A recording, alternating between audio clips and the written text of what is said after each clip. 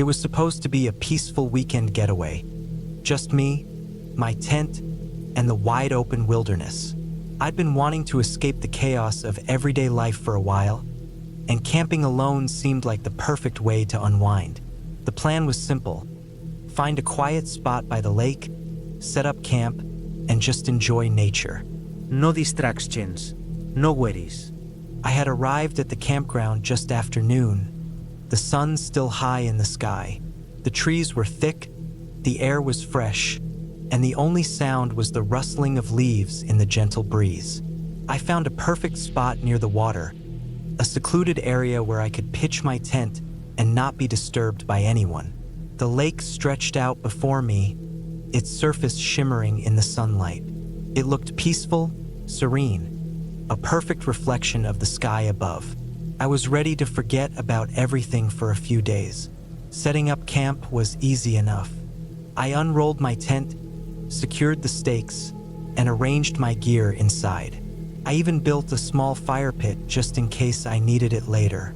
The only sounds around me were the occasional bird calls and the distant rustle of animals in the underbrush. I felt a calm settle over me, like I was truly away from it all. After I finished setting up, I sat on a log near the fire pit, enjoying the solitude. I had brought a book, but honestly, I was more interested in watching the water. The lake was calm, with barely a ripple disturbing its surface. It felt like I was the only person in the world. As the afternoon wore on, the sun began to dip lower in the sky. The temperature started to cool, and a chill crept into the air. I pulled on a jacket and started gathering some dry wood for the fire.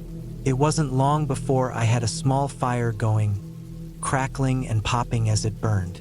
The warmth felt good against the growing chill, and I stared into the flames, lost in thought. Nightfall came quickly. The sky turned a deep shade of purple, and the first stars began to appear. The fire flickered and danced, casting long shadows around me. The sounds of the night slowly grew louder, the croaking of frogs, the distant hoot of an owl, and the occasional rustle of leaves in the trees. It was a peaceful sound, but it was also a little unsettling. I couldn't quite put my finger on why, but something felt off.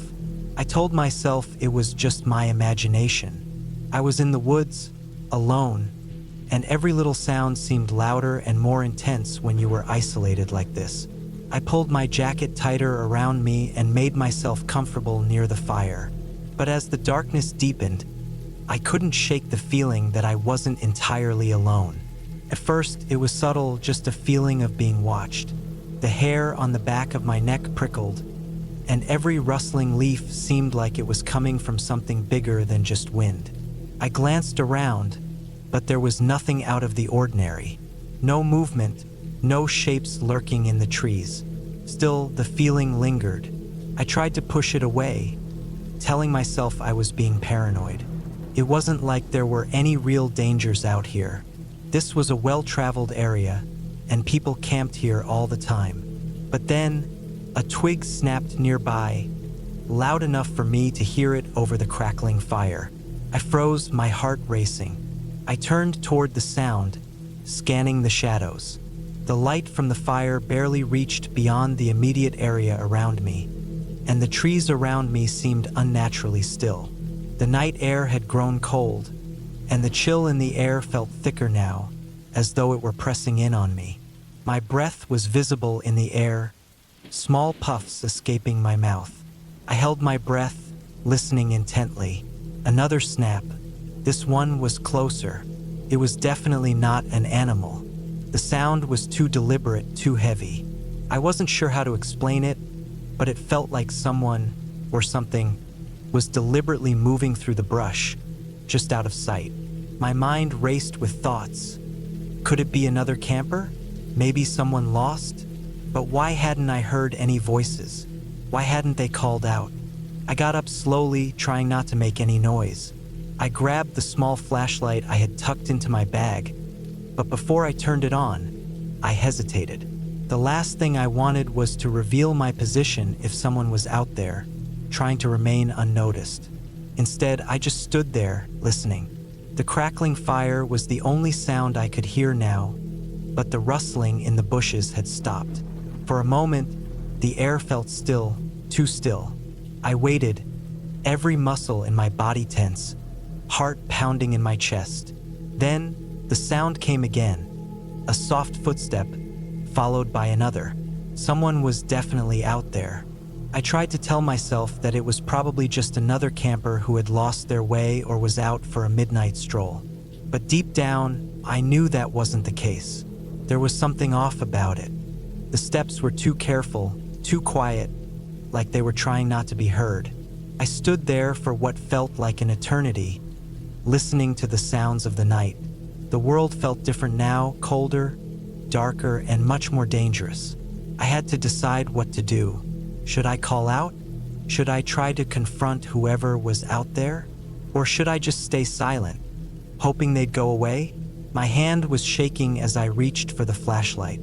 I clicked it on and aimed the beam toward the edge of the woods, where the sounds had come from. The light cut through the darkness, illuminating nothing but trees and underbrush. There was no one there. I let out a breath I hadn't realized I was holding. Maybe I had been imagining things, I thought. Maybe the darkness had gotten to me. But then I saw something, a figure. It was standing at the edge of the light, just out of reach, like it had been waiting for me to notice. I froze.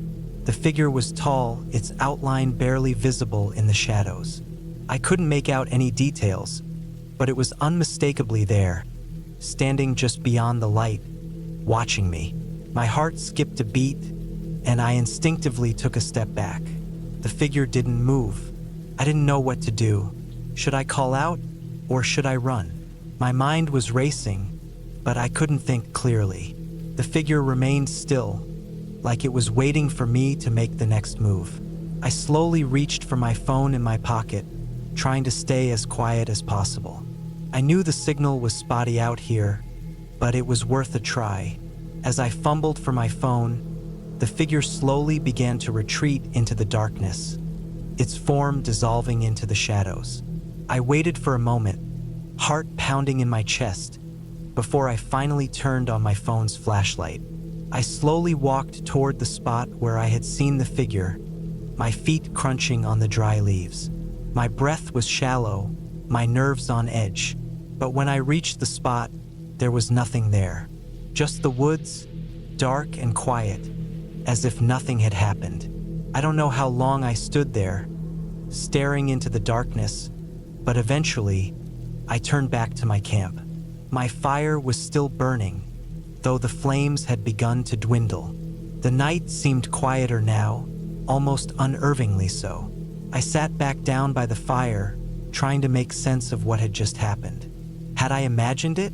Was it just my mind playing tricks on me in the solitude of the woods? Or had someone or something been out there?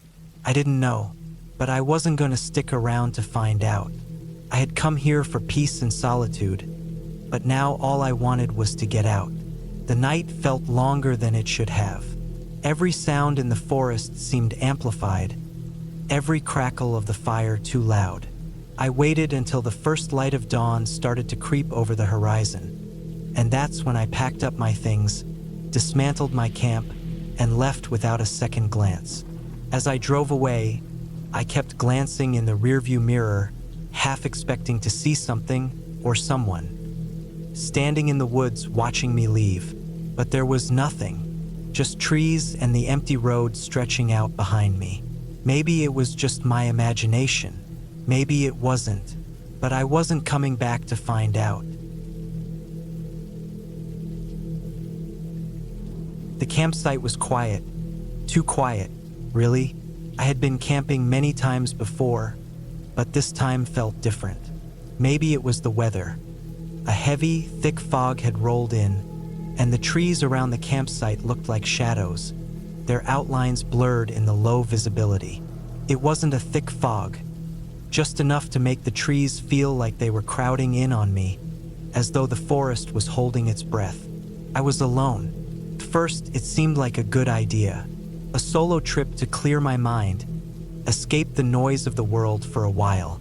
No cell service, just the crackling of the fire and the rustling of leaves. I had set up camp early that afternoon. The sun was still up, and I'd spent the hours preparing the tent, gathering firewood, and enjoying the quiet solitude. I roasted a few hot dogs over the campfire and sipped from my thermos, watching the smoke curl upward and disappear into the air. But as night started to settle in, something began to shift. The night air grew colder, and I pulled my jacket tighter around myself. The trees creaked, not in the usual way they do when the wind moves through them, but like they were shifting their weight, groaning under the pressure of something unseen. I shrugged it off, told myself it was just my imagination. After all, I'd been camping in places far more remote than this, and it was always fine. Just some nerves from the isolation. But the feeling didn't go away. The fog hung heavy, and the fire crackled like it was fighting something. The shadows around me seemed to grow longer, as if they were creeping closer. The woods felt alive, but not in a good way. I sat there by the fire, staring into the flames, trying to keep my mind occupied. Every now and then, I'd hear a sound from the woods, a crack, a rustle. At first, I assumed it was just an animal, maybe a deer or a raccoon. But the sounds were too deliberate, too close. They weren't the random noises of animals going about their business in the woods. These sounds seemed purposeful, like something was moving just beyond the treeline, watching me. I shook it off again, trying to focus on the fire, but my mind kept returning to those noises. They were too consistent, too rhythmic, almost like footsteps. I stood up, grabbing the flashlight from the bag I had set beside the fire. The beam cut through the fog, making everything around me look even more surreal.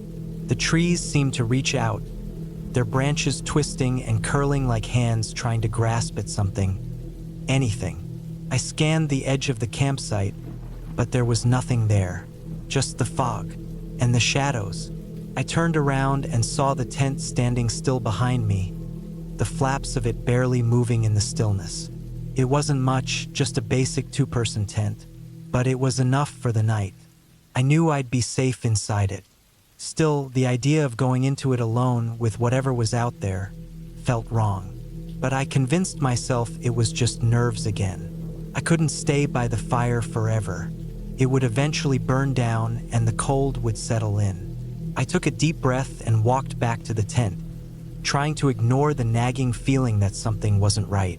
The fog had thickened by the time I zipped myself into the tent. The small flashlight in my pocket flickered as I laid down on the sleeping bag, staring at the ceiling of the tent.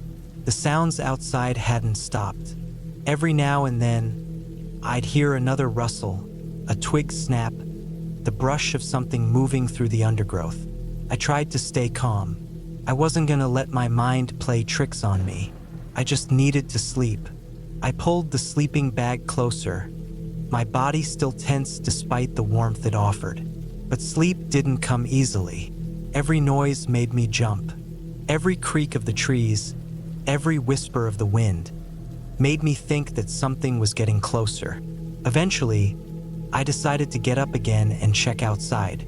I told myself I was being ridiculous, that I needed to calm down. I unzipped the tent quietly, just enough to peek out. The fire had nearly gone out. The glowing embers flickered weakly, casting long shadows that seemed to stretch and twitch as if they were alive. The woods around me felt like a dark maze, the fog turning everything into a smudge of gray. I stepped outside, my feet crunching on the dry leaves, and I stood for a moment, listening. The world was still, too still. Not a single animal stirred. No wind rustled the leaves. It was as though the entire forest had frozen in time. Then I heard it again, the sound from before. A faint crunch, like footsteps in the underbrush. This time it was closer. My heart started to beat faster, and I held my breath, listening. I couldn't see anything, just fog and trees, but the sound was unmistakable. Someone or something was out there, I rushed back to the tent, my pulse quickening. The flashlight flickered in my hand as I fumbled to zip myself back in. Inside, it felt safer, but the sounds outside didn't stop. The footsteps, the rustling, it was all too much. My mind raced through possible explanations. It had to be another camper, right? Or an animal, maybe a bear or something else larger than usual. But the more I thought about it, the more I realized that it wasn't like any animal I'd heard before. No bear, no deer, no raccoon moved so deliberately. The pattern of the steps was too methodical. I checked my phone again, though I knew there would be no signal.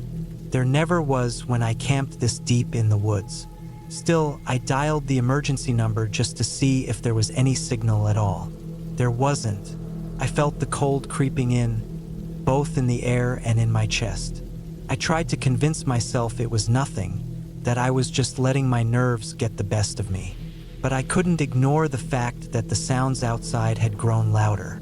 There was something out there, and it wasn't leaving. For a long time, I lay there in the dark, trying to force myself to sleep, but it was impossible.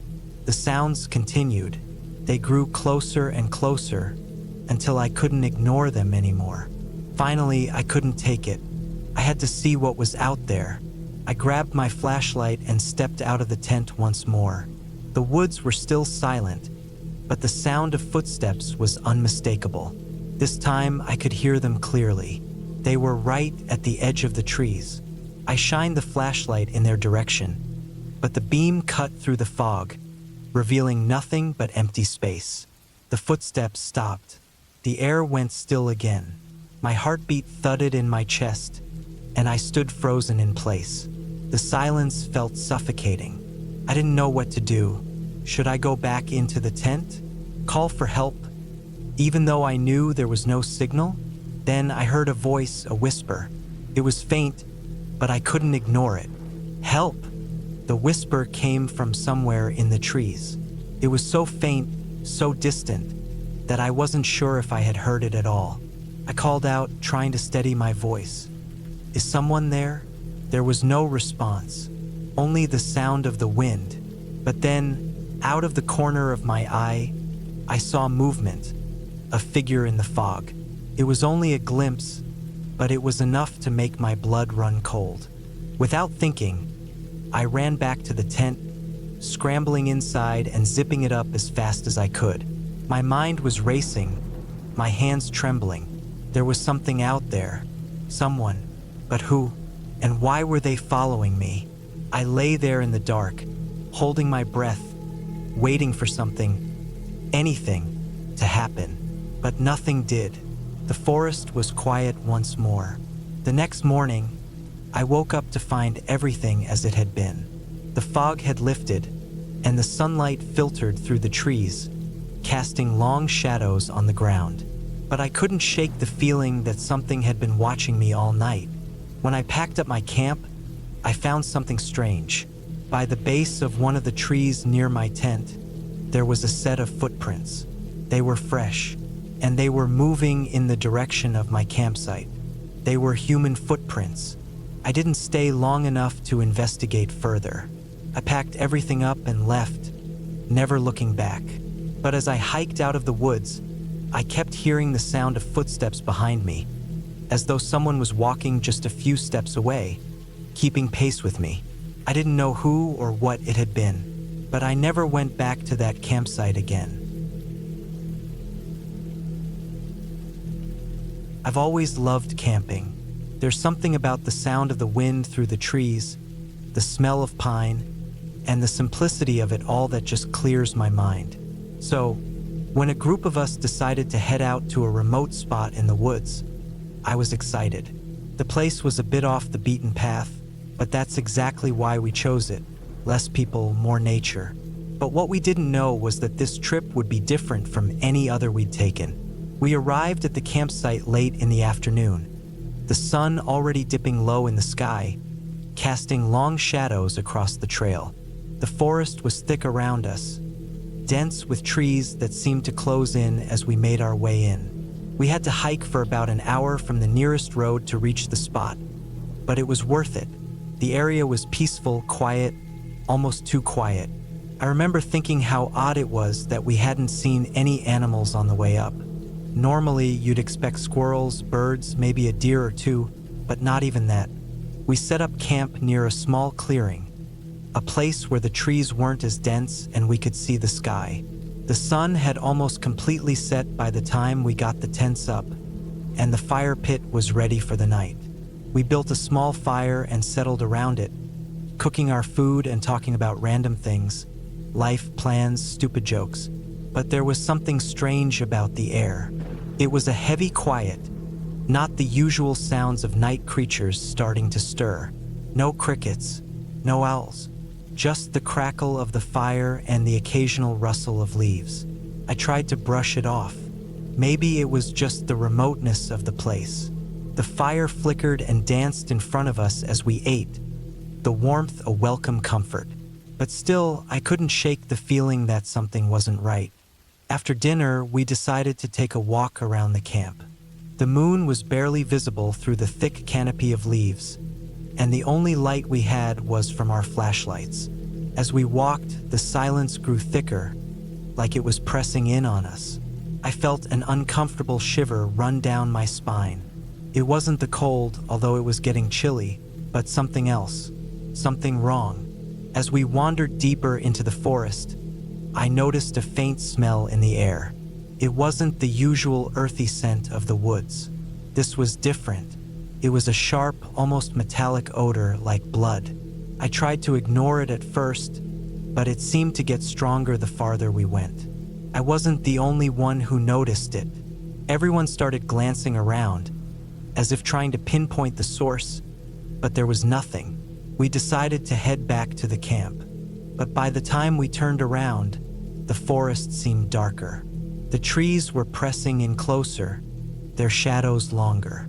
The path that had seemed so familiar on the way out now felt unfamiliar, almost as if the forest had shifted in the short time we'd been walking. I began to feel uneasy, my heart racing for no apparent reason. The others must have felt it too because they were walking faster, talking less. We were all just trying to get back to the warmth of the fire. When we finally made it back to the campsite, we all sighed in relief. The fire was still burning, but it felt like we'd just escaped something. The rest of the night passed uneventfully. We stayed close to the fire, joking and trying to act normal, but I couldn't shake the feeling that something was watching us. The silence outside the camp was unnerving. Even the wind seemed to have died down. Eventually, we all went to our tents, the sounds of the forest no longer comforting but oppressive.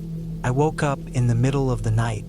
It was cold in the tent, and the air felt thicker than usual. I pulled my sleeping bag around me, trying to ignore the growing sense of unease that crawled over me. Couldn't sleep. Every little noise outside the tent felt amplified. The occasional snap of a twig, the rustle of the trees, the soft hiss of the wind. It all sounded too loud, too close. Suddenly, there was a noise right outside my tent, a soft shuffling, like something was moving around. My heart started to race, and I held my breath, straining to hear. There was a low growl, just barely audible, followed by the sound of heavy breathing. I froze, praying it was just an animal, something harmless like a deer or a raccoon. But the growl didn't sound like any animal I knew. It was deeper, almost human. I lay there, motionless, my heart pounding in my chest, hoping whatever it was would leave. But the shuffling continued, moving around the tent in slow circles.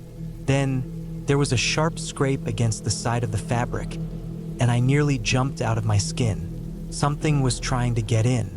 I could feel the cold air seep through the small gaps in the fabric where the zipper was.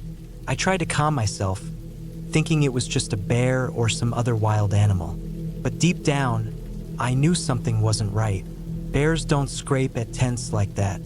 I slowly reached for my flashlight, trying to be as quiet as possible. The beam of light cut through the dark inside the tent, my hands shaking as I turned it on. I slowly lifted it towards the door, the soft hum of the night outside filling my ears. But there was nothing. The scrape came again, this time louder, and I heard a voice, low, guttural, murmuring something. I couldn't make out the words, but it was clear it wasn't just an animal. It sounded almost human, though it was distorted, like someone trying to speak while choking. I didn't wait another second. I grabbed my backpack, my shoes, and scrambled out of the tent as fast as I could. The cold hit me hard, but there was no time to worry about that. I ran straight for the fire, my breath coming in sharp gasps as I heard the rustling behind me. Something was following. The crackling of the fire grew louder as I approached, the orange light flickering in the distance. I burst into the clearing, stumbling to a stop. The others were already awake, their faces pale with fear, their eyes wide as they stared into the dark woods. We had no idea what was out there, but whatever it was, we couldn't stay. We grabbed what we could, stuffing our things into bags as fast as possible.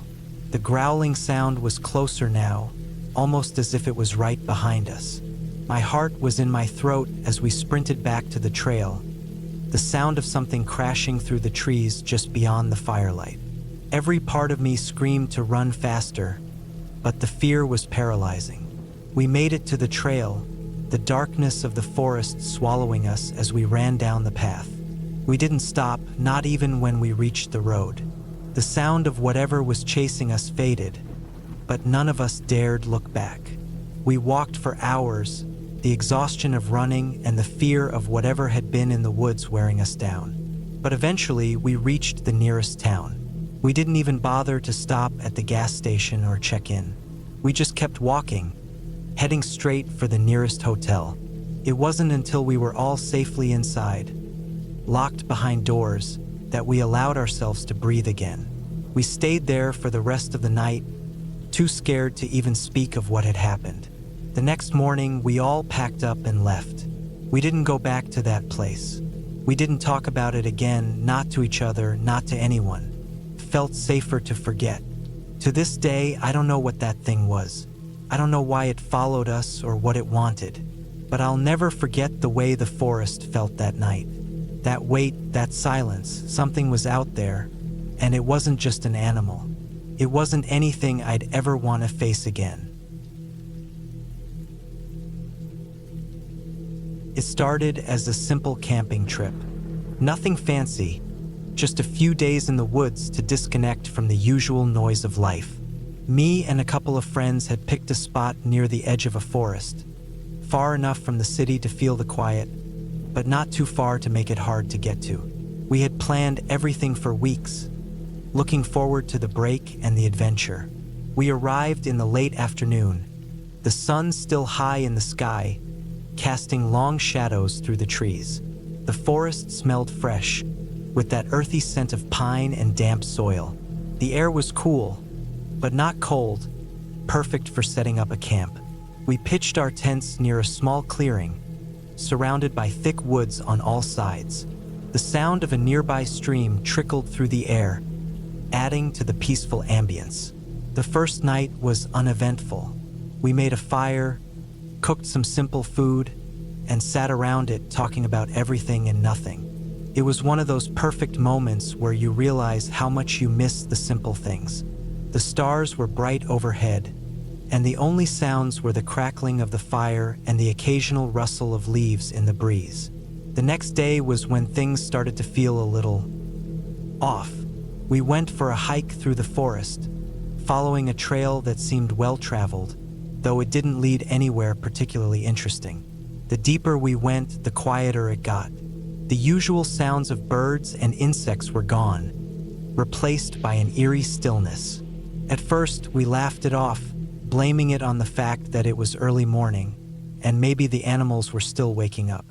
But as the day went on, it became harder to ignore. By afternoon, we realized we had strayed far from the trail. There was no clear path back to our campsite, and the woods around us looked almost unnervingly similar. Every tree and rock seemed to blend into the next. We weren't lost, exactly, But something in the back of my mind told me that if we didn't find our way soon, it might be harder to get back than we'd thought. The sun was starting to dip behind the trees, and the forest was growing darker by the minute. We decided to turn around, retracing our steps. That's when we noticed it. At first, I thought I was imagining things. A movement in the corner of my eye, just out of view. I spun around, but there was nothing there. I mentioned it to my friends, but they brushed it off as nothing. But as we kept walking, I saw it again. A figure standing just beyond the trees. It was tall, too tall for anyone I knew. It didn't move, just stood there, like it was waiting for something. I wasn't sure if it was a person or just a trick of the light. We kept walking, but I couldn't shake the feeling that something was wrong. We made our way back to the campsite, trying to act casual, but I noticed the others were looking over their shoulders too. When we finally got back to our tents, the sun was almost gone, and the first stars were starting to appear. We tried to ignore the weirdness of the day, focusing on making dinner and setting up the fire. But I couldn't get the image of that figure out of my head. Nightfall came, and with it, the sounds of the forest returned. The usual rustling of animals, the occasional hoot of an owl. It was comforting, but there was still that nagging feeling that something was off. I kept my eye on the edge of the woods, where the shadows seemed to gather just a little too thickly. I tried to tell myself it was nothing, that I was just tired, that I'd had too many late nights working before the trip. But then, as the fire burned down low, I heard it. A twig snapped, followed by another. I sat up, my heart pounding in my chest. I wasn't sure if it was the wind or something else, but it sounded too deliberate, too controlled. I looked at my friends, but they were all lost in their own thoughts, staring into the fire. They didn't seem to notice. The air around us felt colder all of a sudden. I stood up, walking a few steps toward the tree line, hoping to catch a glimpse of whatever was out there. But the shadows were too thick, and the forest was too quiet. The wind had stopped completely, and even the stream sounded distant, muffled by the stillness. Then, just as I was about to turn back, I saw something move in the darkness. It was quick, like a shadow slipping between the trees. It was too fast for a person, too fluid. My heart jumped into my throat. I stood frozen, unsure of what to do. I wanted to call out to my friends, but the words wouldn't come. Something in my gut told me that if I made a sound, whatever was out there would know I was watching. I took a deep breath, trying to steady myself. I told myself it was probably an animal, maybe a deer or some other nocturnal creature. But even as I tried to convince myself, I knew that wasn't it. The way it moved, it wasn't right. I stepped back toward the camp, my mind racing. I didn't want to scare anyone, but I couldn't shake the feeling that we weren't alone anymore. I glanced over at my friends, but they hadn't noticed my unease. The fire flickered, casting strange shadows on their faces, and for a moment, they looked unfamiliar to me. It felt like we were in some kind of dream, where everything was slightly off, just enough to make it feel wrong. I went back to the tent, telling myself I was being paranoid. I tried to sleep, but my mind kept racing. Every crackling of the fire, every rustle in the trees, made me jump. My eyes kept flicking to the entrance of the tent, half expecting to see something standing there, watching me. I wasn't sure when I finally drifted off, but it felt like the night was stretching on forever. The next morning, I woke up to a strange silence. The usual morning birds were absent, and even the wind seemed to have died down completely. I felt a sense of dread that I couldn't explain, a tight knot in my stomach. When I crawled out of the tent, I found the campsite still, but something was different. The fire had burned down to cold ashes, and there was a feeling in the air, like something had happened during the night that I couldn't quite grasp. I looked around at my friends, who were slowly waking up, looking as tired and unsettled as I felt. No one said anything at first, but I could see it in their eyes. They'd felt it too. We packed up our things quickly, eager to leave. We didn't talk much as we broke down the tents and loaded the gear back into the car. The forest felt oppressive, like the trees were leaning in closer, watching us. Every step we took away from the campsite felt like we were escaping something, but I couldn't shake the feeling that whatever it was still following us, just out of sight. It wasn't until we reached the car and drove back down the narrow dirt road that I finally started to breathe easier. The tension in my chest loosened, and I glanced in the rearview mirror, half expecting to see something in the woods behind us. But there was nothing, just trees, the usual quiet of the forest. Nothing out of the ordinary. We never went back to that spot. The trip had been a wake-up call. Something about the woods had felt wrong. Not supernatural, not ghostly, just wrong in a way that I couldn't explain. The woods had been too quiet, too still, and something about that figure, or whatever it was, never quite left my mind. But as I sit here now, years later, I can say this much. It wasn't anything out of the ordinary. No monsters, no ghosts, no fairy tales. It was just the forest itself. Sometimes nature has a way of making you feel like you're intruding, even if you're just passing through.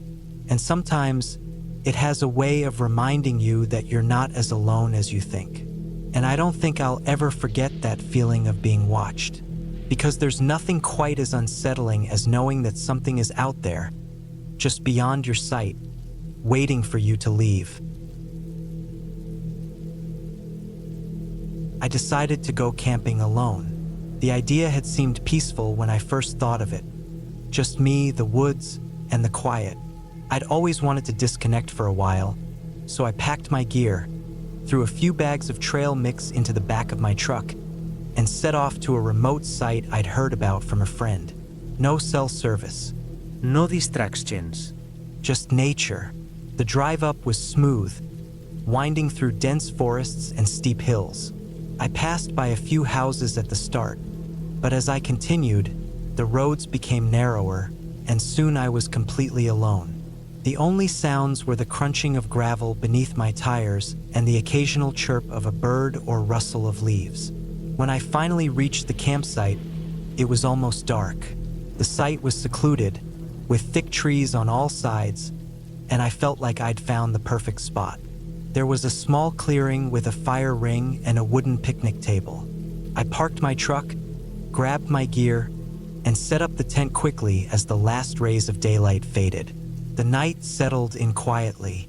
There wasn't even the usual noise of insects buzzing, which struck me as odd. The woods were still, eerily still. I lit a small fire and sat beside it, staring into the flames, letting the crackling would fill the silence. For the first few hours, everything felt calm. I ate some of the trail mix, drank some water, and watched the fire dance in the cool night air. But then, a strange feeling began to creep up on me. It wasn't exactly fear, but more like the sensation that something was off. Like I was being watched, but I couldn't place where or by what. The wind started picking up, rustling the branches above. I thought it might just be the shift in weather, but the chill in the air felt different, more biting. I tried to ignore it and focus on the fire, but that nagging feeling only grew. I decided to go for a quick walk, hoping the motion would clear my head. I grabbed my flashlight, locked my truck, and stepped away from the firelight, heading deeper into the woods. The flashlight beam cut through the darkness, bouncing off tree trunks and rocks. The woods here were thick, and as I ventured further, the ground became uneven, with roots and rocks jutting out. The silence was unsettling. No birds, no rustling leaves, just the sound of my own footsteps. I stopped for a moment, taking a deep breath.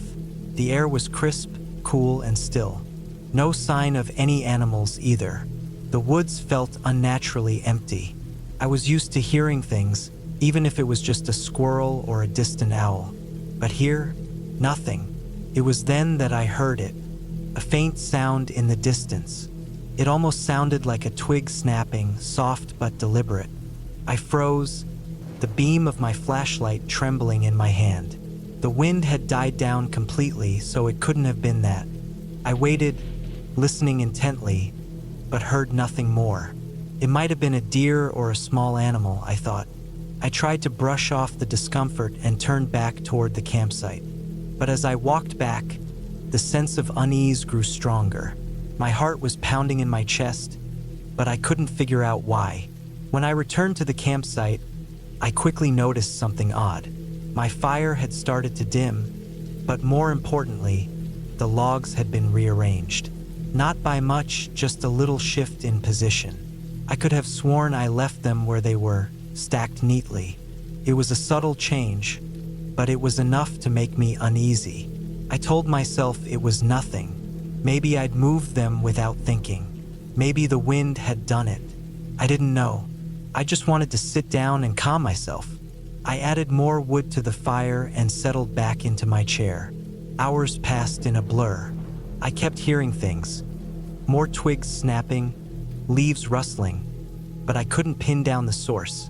I tried to focus on the fire again, but the flames seemed less comforting now. Every time I looked away from it, I felt like something was lurking in the dark just out of sight. I had to keep checking the time, just to remind myself that everything was fine. It was just a night in the woods, after all. Nothing to be scared of. But deep down, I knew something wasn't right. The air had grown colder, and the silence had become deafening. I eventually forced myself to go to bed. I zipped up my tent, crawled into my sleeping bag, and pulled it tight around me. But sleep didn't come. Every little sound seemed amplified in the stillness. Branches creaking, the rustle of leaves, my own breath. I could hear my heart thumping in my ears. At one point, I swore I heard something outside the tent. It was faint, but unmistakable. A soft, steady breathing, as if something or someone was just outside, waiting. I held my breath, straining to hear more, but the sound stopped. It was as if whoever or whatever it was had heard me moving, and they had decided to remain silent. I spent the rest of the night awake, listening, tense, and unable to shake the growing feeling that I was not alone. Morning finally came, though I hadn't really slept at all. The sun was weak at first, barely peeking through the trees, but it brought a little comfort. I got up, packed away my tent, and checked the area around my campsite. Nothing seemed amiss, but my nerves were still shot. The odd sounds and strange feelings from the night had left me on edge. I decided to cut my trip short. Something about this place didn't sit right with me. It wasn't just my imagination. Something had happened here. I could feel it in my bones.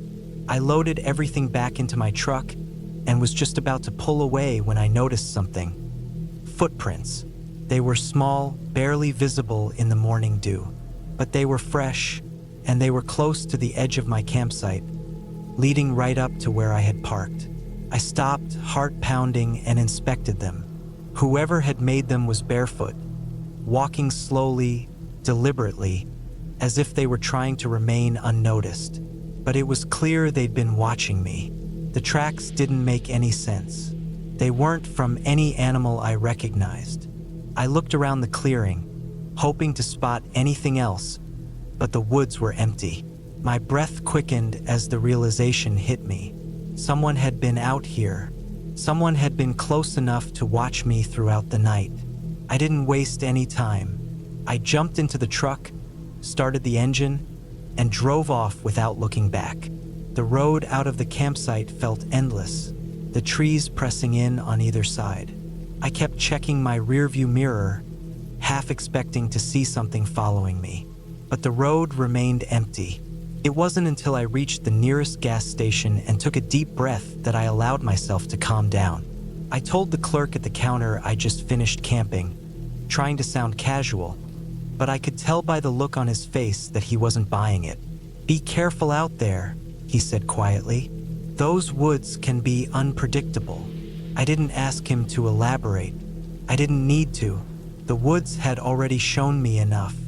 I went home that day, feeling relief only when I stepped inside my house and locked the door behind me.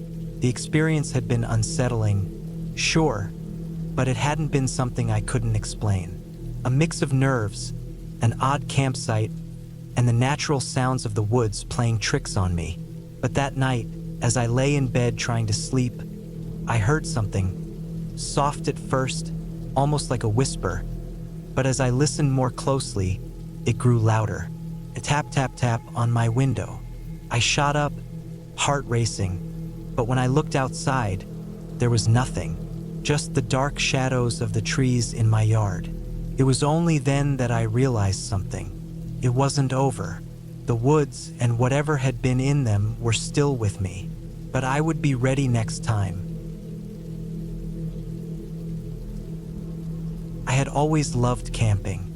There's something about the stillness of the forest, the crisp air, and the simplicity of just being outside that made me feel alive. It's a rare escape from the noise of the city, and I'd often find myself in the middle of nowhere, pitching a tent, building a fire, and soaking in the beauty of the great outdoors. But that particular trip, it was different.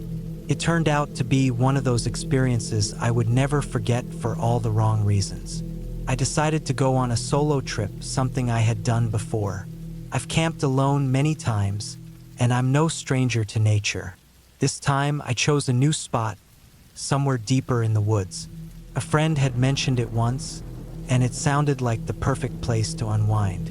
Quiet, isolated, just the way I liked it. I made sure to double-check my gear before I left. Tent, sleeping bag, food, and water. I had everything I needed for a few days of solitude. The drive to the campsite was uneventful. As I got farther from the main road, the trees grew thicker, and the sounds of civilization faded into the background. It wasn't long before I reached the trailhead, a small, almost hidden parking area where only a few other vehicles were parked. The hike to the campsite wasn't long, maybe 2 miles, so I loaded my gear onto my backpack, adjusted the straps, and set off into the woods. The weather was perfect. The sun was setting, casting an orange glow through the canopy of trees, but there was still enough light to see the path ahead. The trail was narrow, overgrown in places, but not difficult to follow. Birds chirped overhead, and the occasional rustling in the underbrush told me that animals were nearby. I didn't mind it at all. In fact, I loved it. There's a peacefulness in knowing that you're sharing a space with creatures that don't really care about you, that you're just another part of the landscape. About an hour into the hike, I reached the clearing where I would set up camp. The spot was perfect.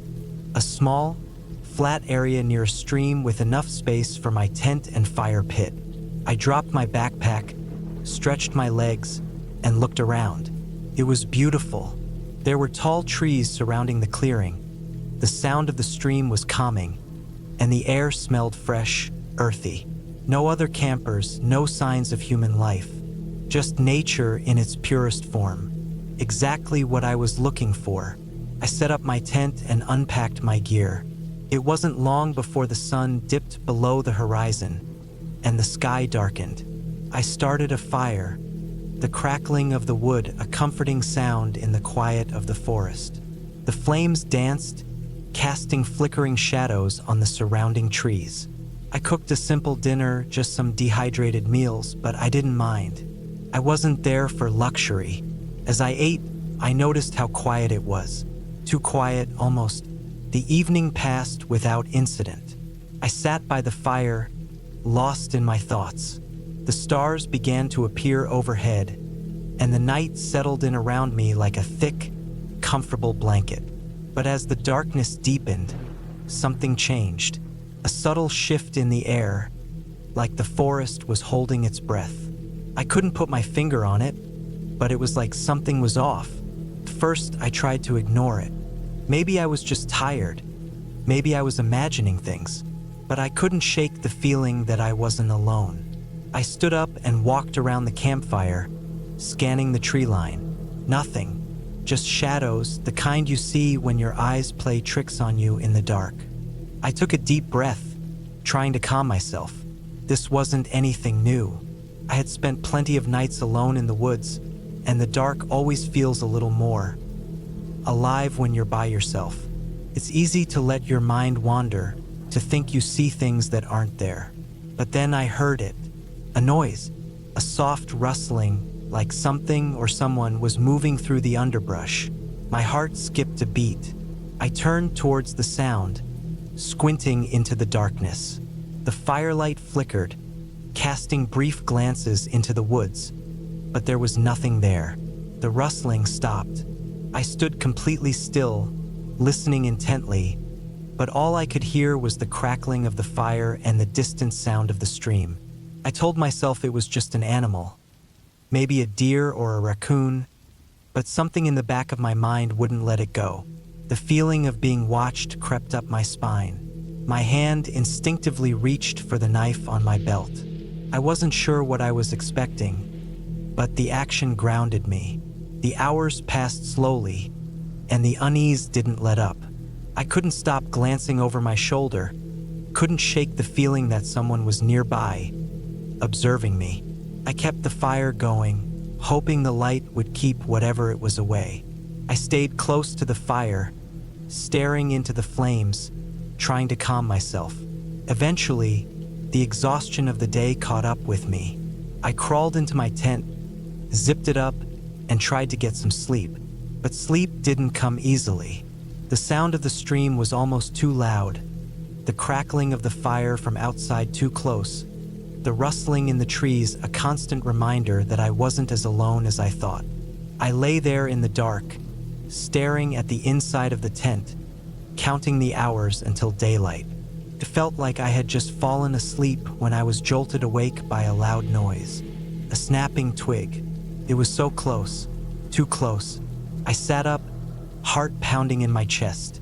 The silence that followed was suffocating. I listened, waiting for any sound that would explain the noise, but there was nothing except the blood rushing in my ears. I unzipped the tent quietly, just a crack, enough to peer outside. The fire was low now, just embers glowing in the dark. I couldn't see anything beyond the small circle of light, but the feeling of eyes on me was undeniable. My instincts screamed at me to pack up and leave, to get out of there as quickly as possible. But where would I go?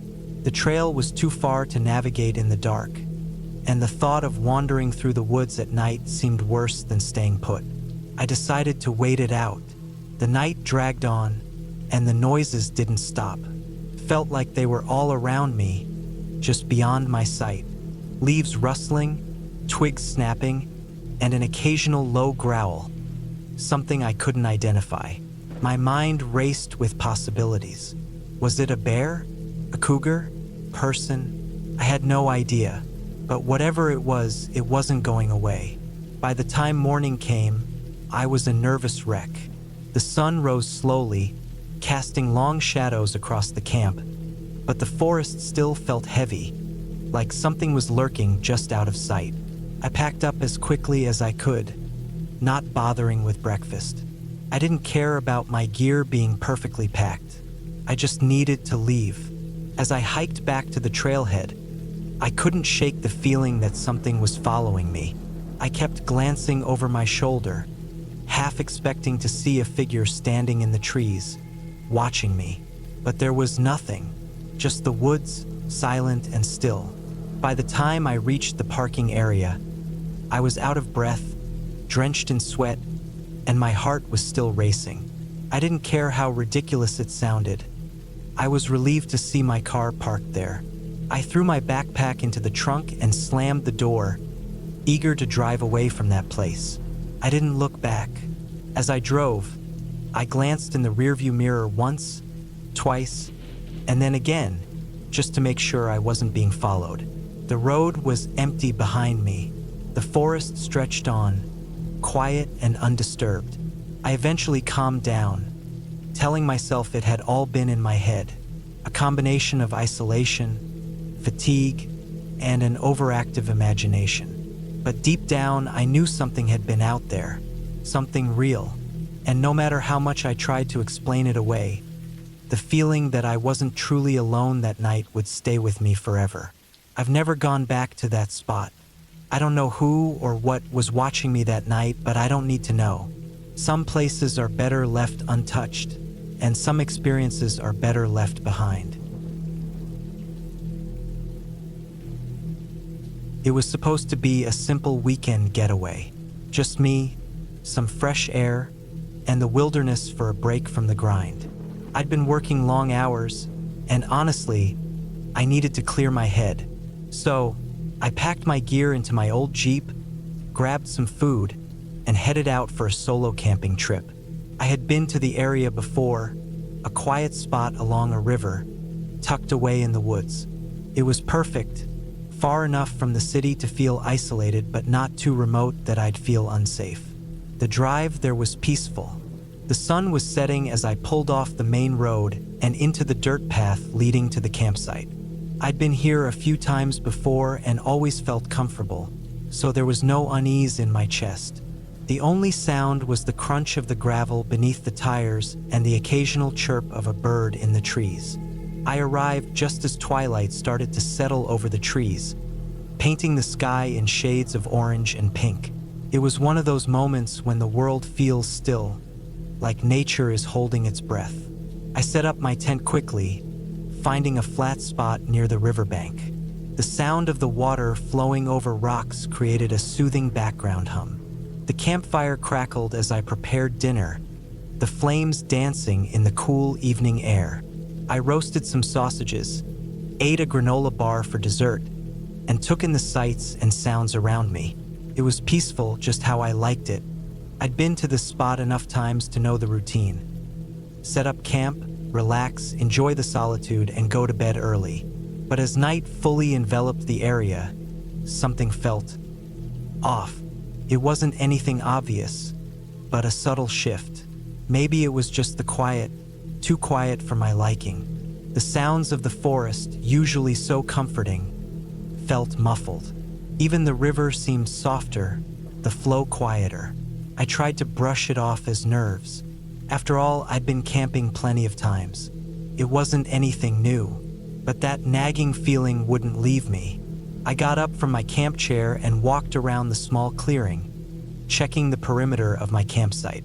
There were no signs of animals, no tracks in the dirt, no disturbed foliage. Still, I couldn't shake the feeling. So I went back to my tent, zipped it up tight, and crawled into my sleeping bag. I left the campfire burning, hoping the light would offer some comfort. My eyes closed, but sleep wouldn't come easily. Every rustle of the trees outside made my heart race. Every sound from the woods, no matter how small, felt amplified in the stillness of the night. Around midnight, I finally drifted off, only to be jolted awake by a noise. It was faint at first, but unmistakable. The sound of footsteps, heavy and deliberate, crunching the leaves and twigs just outside my tent. My breath caught in my throat. The fire was still crackling, its light flickering through the fabric of the tent. The footsteps grew closer, each step deliberate, almost too calculated. Whoever or whatever was out there wasn't trying to hide. I lay frozen, barely daring to breathe. The footsteps stopped right outside my tent. I waited, straining to hear anything else, but the forest seemed completely still now, as if holding its breath. The silence stretched on for what felt like an eternity. Then, just as suddenly as they had appeared, the footsteps began to move away, retreating into the dark woods. I held my breath, trying to convince myself that it was just an animal, maybe a deer or something else wandering through. But deep down, I knew it wasn't an animal. It had sounded too human. The weight of each step, the pause, the slow movement away, everything about it felt deliberate. I lay there, wide awake, staring at the ceiling of my tent, my mind racing. Should I leave? It was late, and I wasn't about to pack up and drive back to the nearest town in the middle of the night. But at the same time, I couldn't shake the feeling that I wasn't alone out there. I convinced myself I was being paranoid, that my mind was playing tricks on me. It was easy to rationalize things when you were in the middle of nowhere, alone in the dark. I finally decided to step outside. Maybe some fresh air would help clear my mind. The fire was still burning low, but the smoke swirled in the air, mixing with the damp, earthy scent of the forest. I took a deep breath and sat by the fire, trying to calm my nerves. There was no sign of anyone nearby, no more footsteps. Everything seemed normal again, but that feeling didn't go away. Something was off. It was as if the woods themselves were watching me, waiting. I tried to shrug it off and return to my tent. I checked the lock on my backpack. Nothing was out of place, and lay down once again. But sleep didn't come easily. I kept hearing things. It was like the sounds of the forest had become sharper, more intrusive. The wind rustled through the leaves, but then there was something else. Something softer, almost like whispering. It was faint, but unmistakable. I was too tired to be sure of it, but it sounded like words. My pulse quickened. I sat up, straining to listen, but there was nothing. Just the usual noises of the woods. I glanced at the fire. The flames had almost died down to embers now, casting long shadows across the campsite. I decided it was probably best to stay awake for a while longer. My mind was racing with thoughts. Was I just hearing things? Had I imagined the footsteps? The whispers? No, it didn't feel like imagination. It felt real, too real. Then I heard it again. A distinct, low growl. Not from an animal, but something deeper, something more menacing. It came from the direction of the trees, just beyond the edge of the clearing. It wasn't close, but it wasn't far either. It was enough to send a chill crawling up my spine. I grabbed the flashlight from my bag and stepped outside, scanning the trees. The light cut through the darkness, illuminating nothing but the empty woods. No eyes glowing in the shadows. No movement, but the growl, it had sounded too real, too human-like. My heart pounded in my chest as I listened intently. The air felt colder now. The rustling leaves seemed louder. I couldn't shake the feeling that something was waiting for me out there. I retreated back to the tent, my hands trembling as I zipped it up again. I tried to breathe deeply, steadying myself, but my thoughts wouldn't settle. The night dragged on in a slow, tense silence. There was no more growling, no more footsteps, but that didn't ease my nerves. The longer I stayed, the more I realized something wasn't right. This place, once so familiar, now felt completely alien. Sleep finally came, but it wasn't restful. The next morning, I woke up with a stiff neck and a sense of dread weighing on my chest. I was exhausted, but there was no denying the unease that lingered in the air. The woods felt different in the light of day. The chirping of birds returned, and the river babbled softly, but something still felt off. I packed up my camp slowly, trying to keep my focus on the task at hand. As I folded the tent, I noticed something strange. A set of footprints in the dirt near my fire pit. They weren't mine. They were larger, heavier, and they led away from the camp, deeper into the woods. I followed them for a few feet, but the prints disappeared into the underbrush. At that moment, I realized I wasn't imagining things. Whoever or whatever had been watching me was still out there. I didn't stick around to find out who it was. I grabbed my gear, threw it into the Jeep, and drove off without a second thought. As I drove back down the dirt path and onto the main road, I glanced in the rearview mirror. The forest stretched out behind me, peaceful and still. But I knew it wouldn't be the same for me. I'd never go back there. I'd learned my lesson. Sometimes the woods aren't as quiet as they seem. Sometimes they're hiding something you're not meant to see. I never thought a simple camping trip would turn into something so unsettling. It all started with the usual preparations. grabbing my backpack, packing up my tent, and checking off a list of supplies that I had made in the days leading up to the trip. A few friends and I had decided to spend the weekend out in the woods, just a couple of miles from the nearest small town. Nothing fancy, just a basic camping trip, the kind where you're surrounded by nature, the smell of pine trees, and the sound of your own thoughts. We had chosen a secluded spot near a river, which we thought would be the perfect setting for a relaxing weekend. The spot was quiet, far away from the noise of the city, and just remote enough that we wouldn't be disturbed by other campers. We had rented a small cabin nearby and were planning on hiking and fishing for the majority of the trip. For the first few hours, everything went according to plan. We made a fire, cooked some simple meals, and enjoyed the sunset, chatting about life and enjoying each other's company. But as the evening settled in, there was an odd shift in the air. The forest around us, which had been so full of life earlier, suddenly seemed to grow still. There was no chirping of insects, no rustling of leaves. It was like the whole forest held its breath. We all noticed it, but no one said anything at first, not wanting to sound silly. After all, we were out in nature, and nature could be unpredictable. That night, we sat around the fire, telling stories and laughing to keep ourselves entertained. But as the sky darkened, I started feeling uneasy. It wasn't anything specific, just a vague sense of discomfort. The wind had picked up, and every once in a while, I'd hear a distant sound that didn't quite fit in with the usual forest noises. It was a low thud, like something heavy hitting the ground, followed by an odd creaking sound.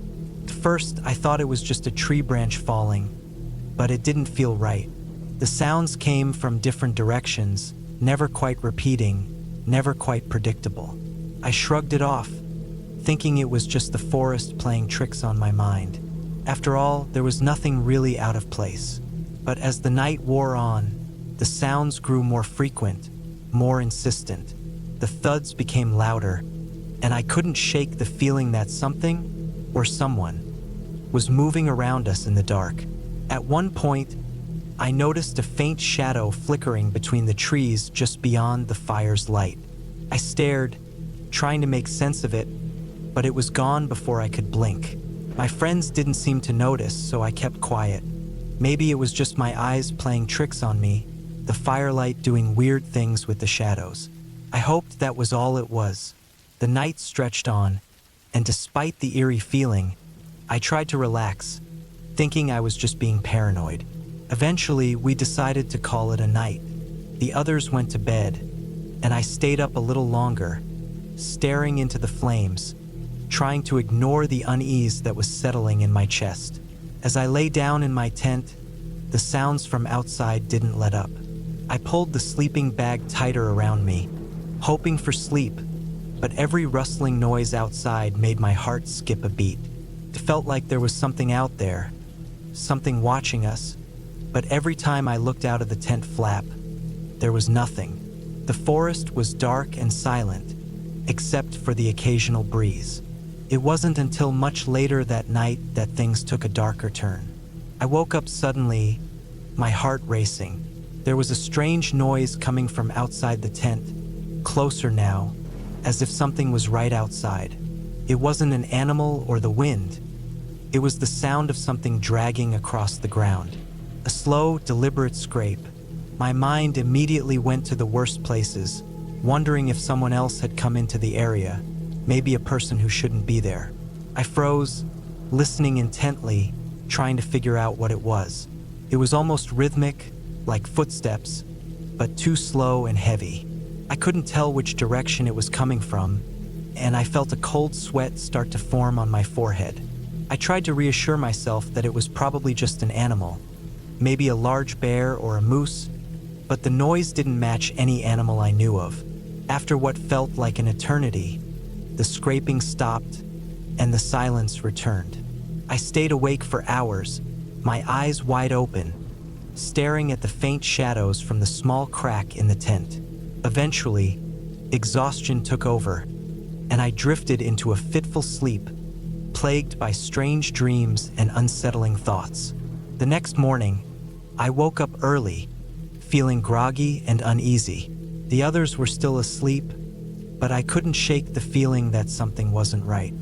I got out of my tent and walked over to the campfire, which had burned down to just embers. That's when I noticed something strange. Deep grooves in the dirt around the campsite, as if something heavy had been dragged through it.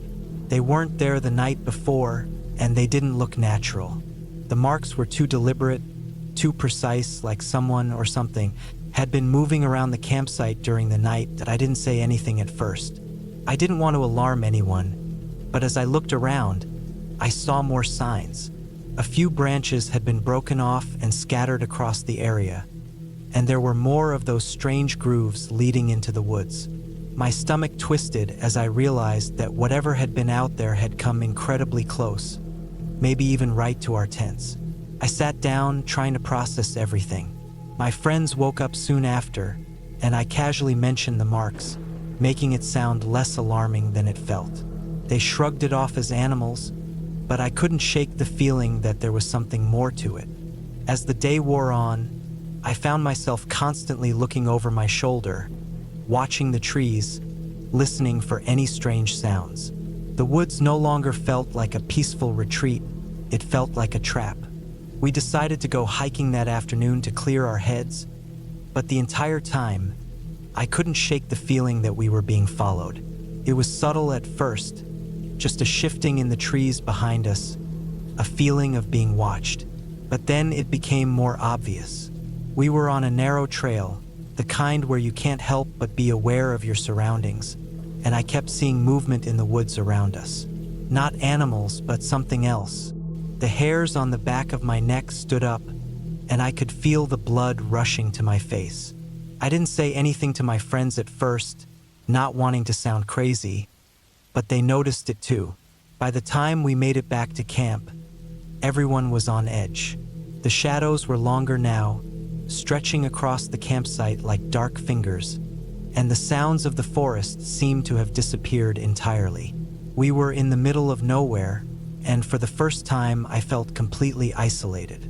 We decided to pack up and leave early the next morning, but that night was the longest of my life.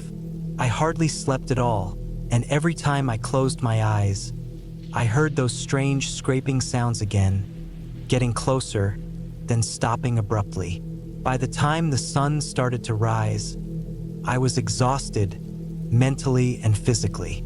But as I packed my things, I realized that there was something I hadn't noticed before. My tent, which had been perfectly fine the day before, now had a rip in the side. A long tear, almost like it had been sliced open with a knife. Panic set in as we hurried to break down the camp and get out of there. We didn't speak much, and we didn't have to. We all felt it. The urgency, the fear, the sense that something was wrong, something that we couldn't explain. We made it to the car without any more incidents, but I couldn't shake the feeling that we weren't alone, that we had been watched the entire time. As we drove away, I glanced in the rearview mirror, half expecting to see something following us. But there was nothing, just the empty road behind us. We never spoke about it again, not one of us, and I don't think any of us went camping again after that. I decided to go camping alone. It wasn't something I'd ever done before, but something about it had drawn me in. Maybe it was the desire for peace, to get away from everything. I wasn't expecting anything strange, just a weekend in the wilderness to reset, to breathe, and to spend some time reflecting in solitude.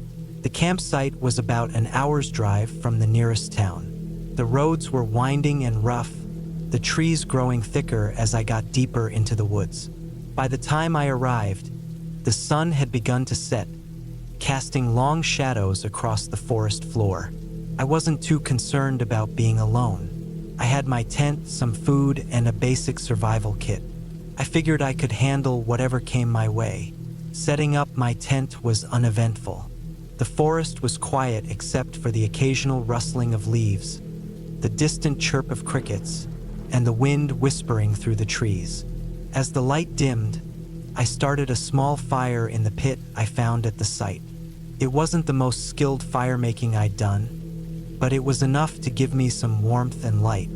I cooked a simple meal over the fire, a can of beans, a piece of jerky, and some water.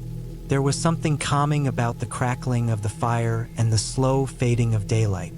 I ate, cleaned up, and sat back against a tree, watching the fire dance. Night fell, and the forest became alive in a different way.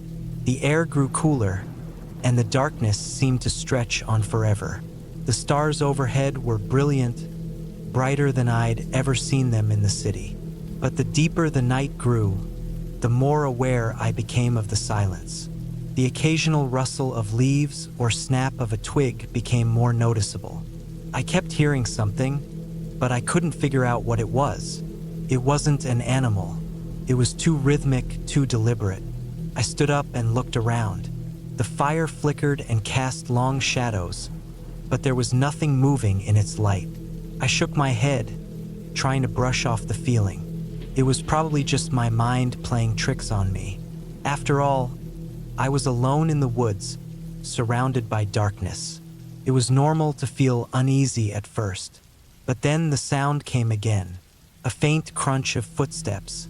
It was too deliberate to be a deer or any animal I knew. I couldn't see anything through the trees, but I felt as though something, or someone, was out there.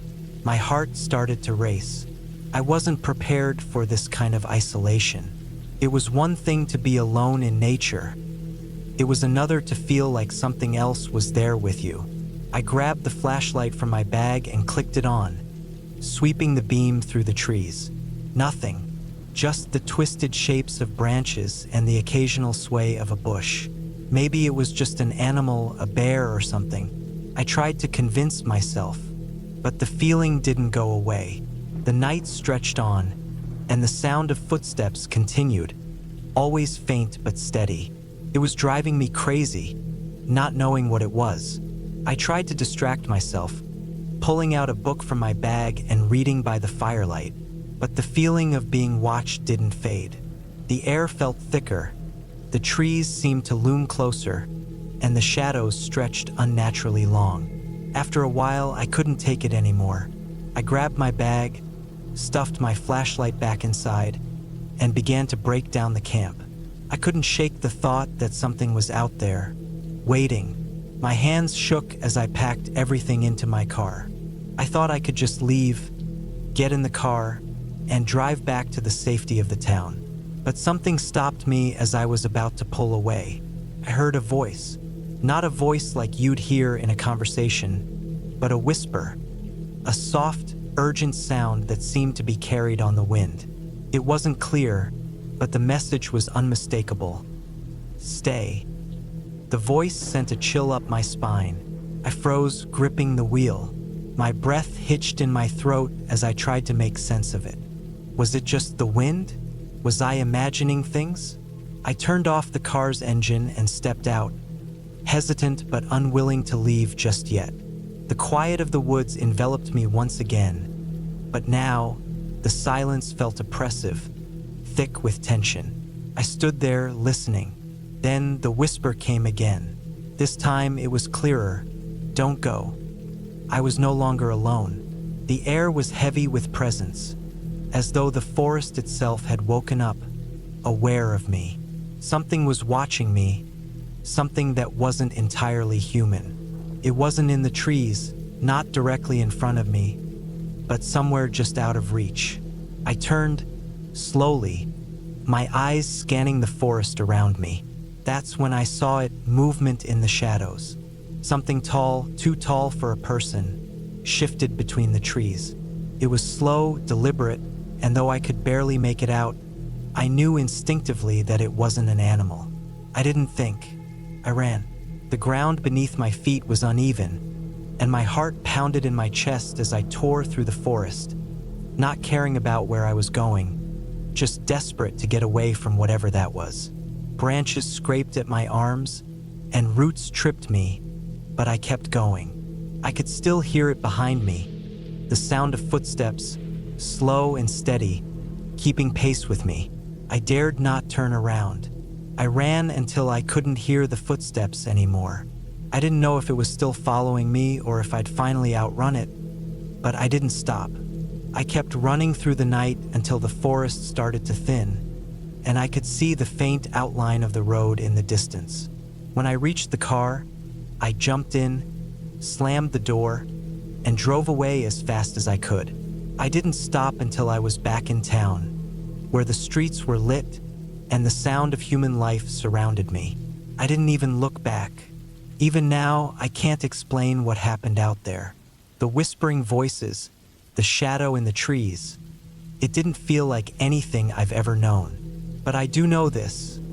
I'll never go back to that place. And I've heard that some people never return from places like that. It's like the forest has a way of claiming you, and once it knows you're there, it doesn't want to let you leave. I don't know who or what was out there, but I'm certain I wasn't alone. And I won't be going camping again anytime soon. It was supposed to be a simple weekend trip. Just me and a few friends heading out into the woods to camp, get away from the noise and relax. No big deal. We didn't even plan on doing much hiking, just sitting around the campfire, cooking some food, and telling stories. We had all the gear ready, tents, sleeping bags, food, the whole deal. Everything seemed perfect. But looking back, I should have known something was off the moment we pulled up. We arrived late Friday afternoon. The sun was low in the sky, casting long shadows across the trees as we drove up the gravel road. The campsite was a small clearing tucked away deep in the forest. The kind of place that, if you didn't know it was there, you'd drive right past it without ever seeing it. That's why we liked it. It was remote and quiet, a spot to truly escape. I remember the smell of pine needles as we unloaded the car. The cool breeze ruffled the leaves and carried the fresh scent of earth.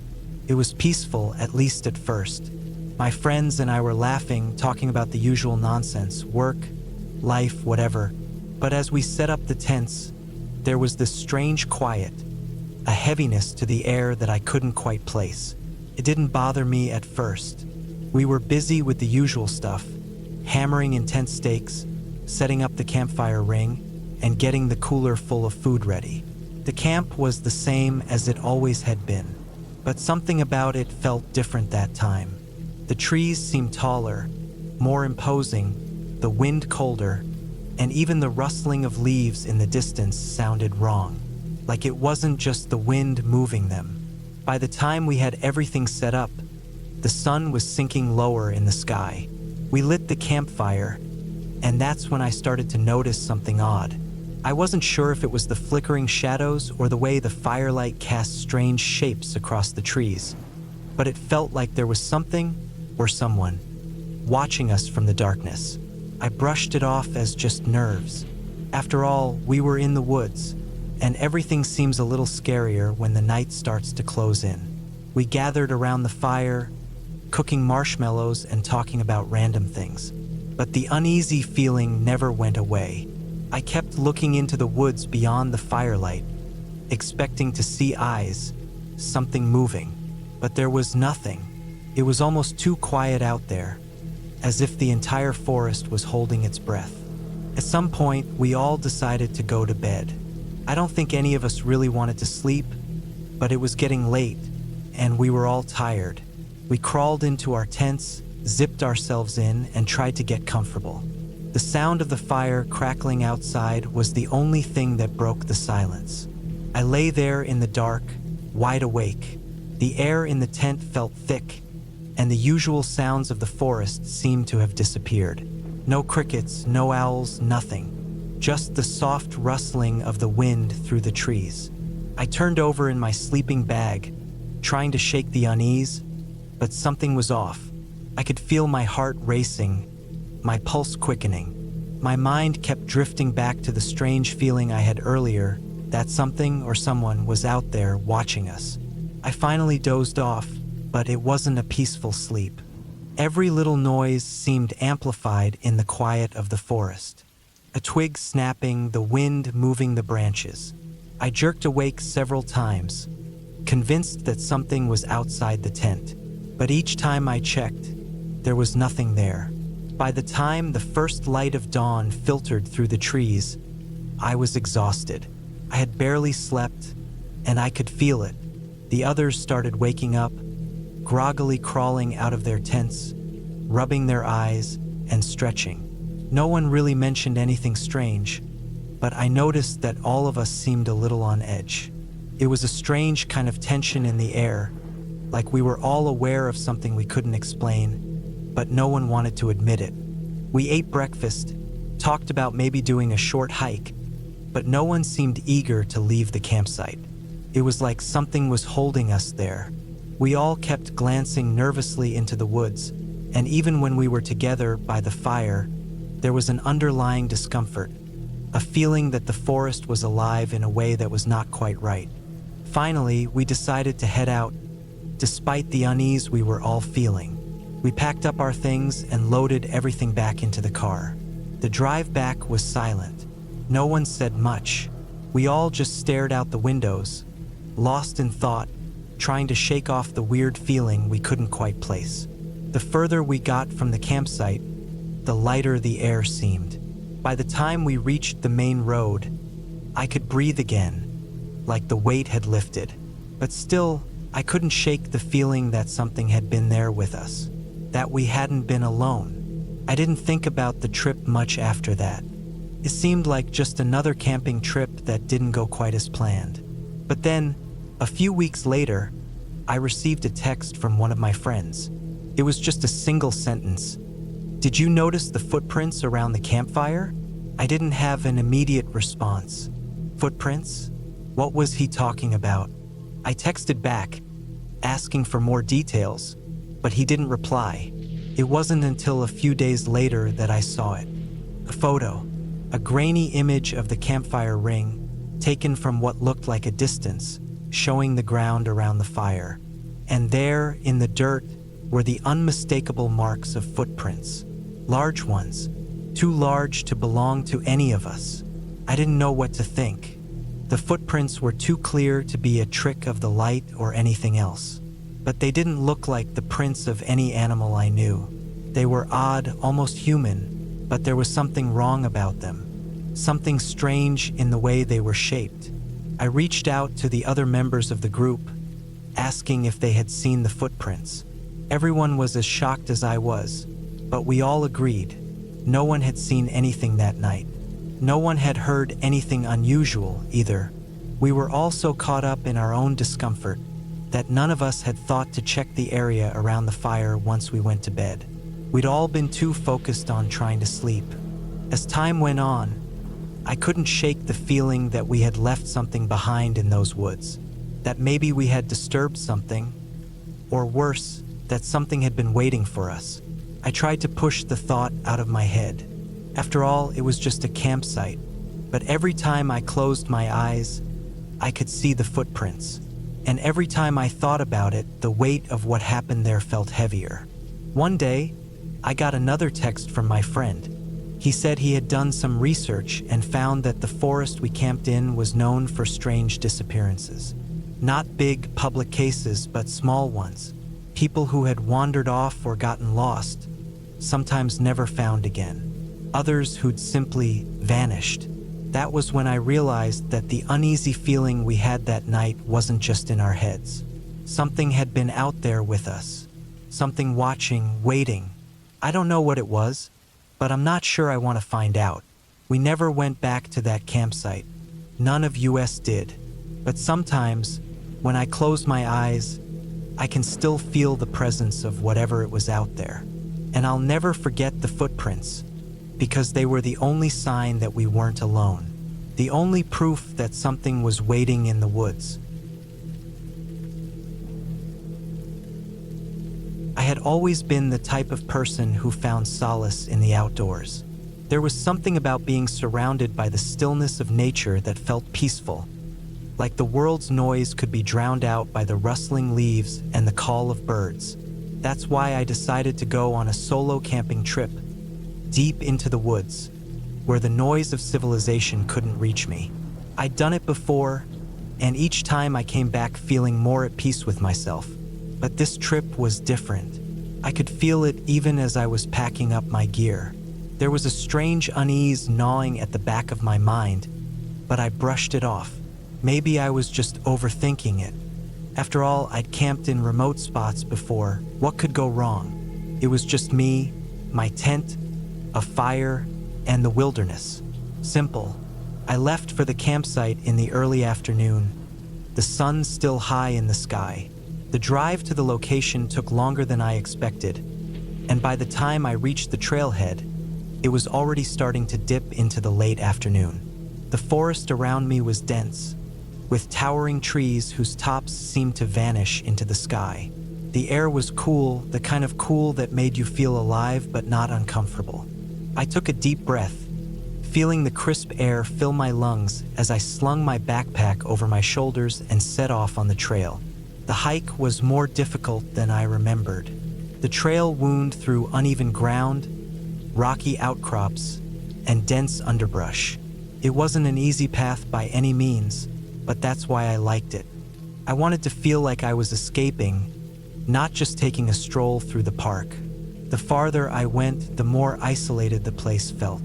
The only sounds were the crunch of leaves underfoot and the occasional call of a distant animal. As evening settled in, the forest seemed to change. The shadows lengthened, stretching across the ground, and the air turned noticeably colder.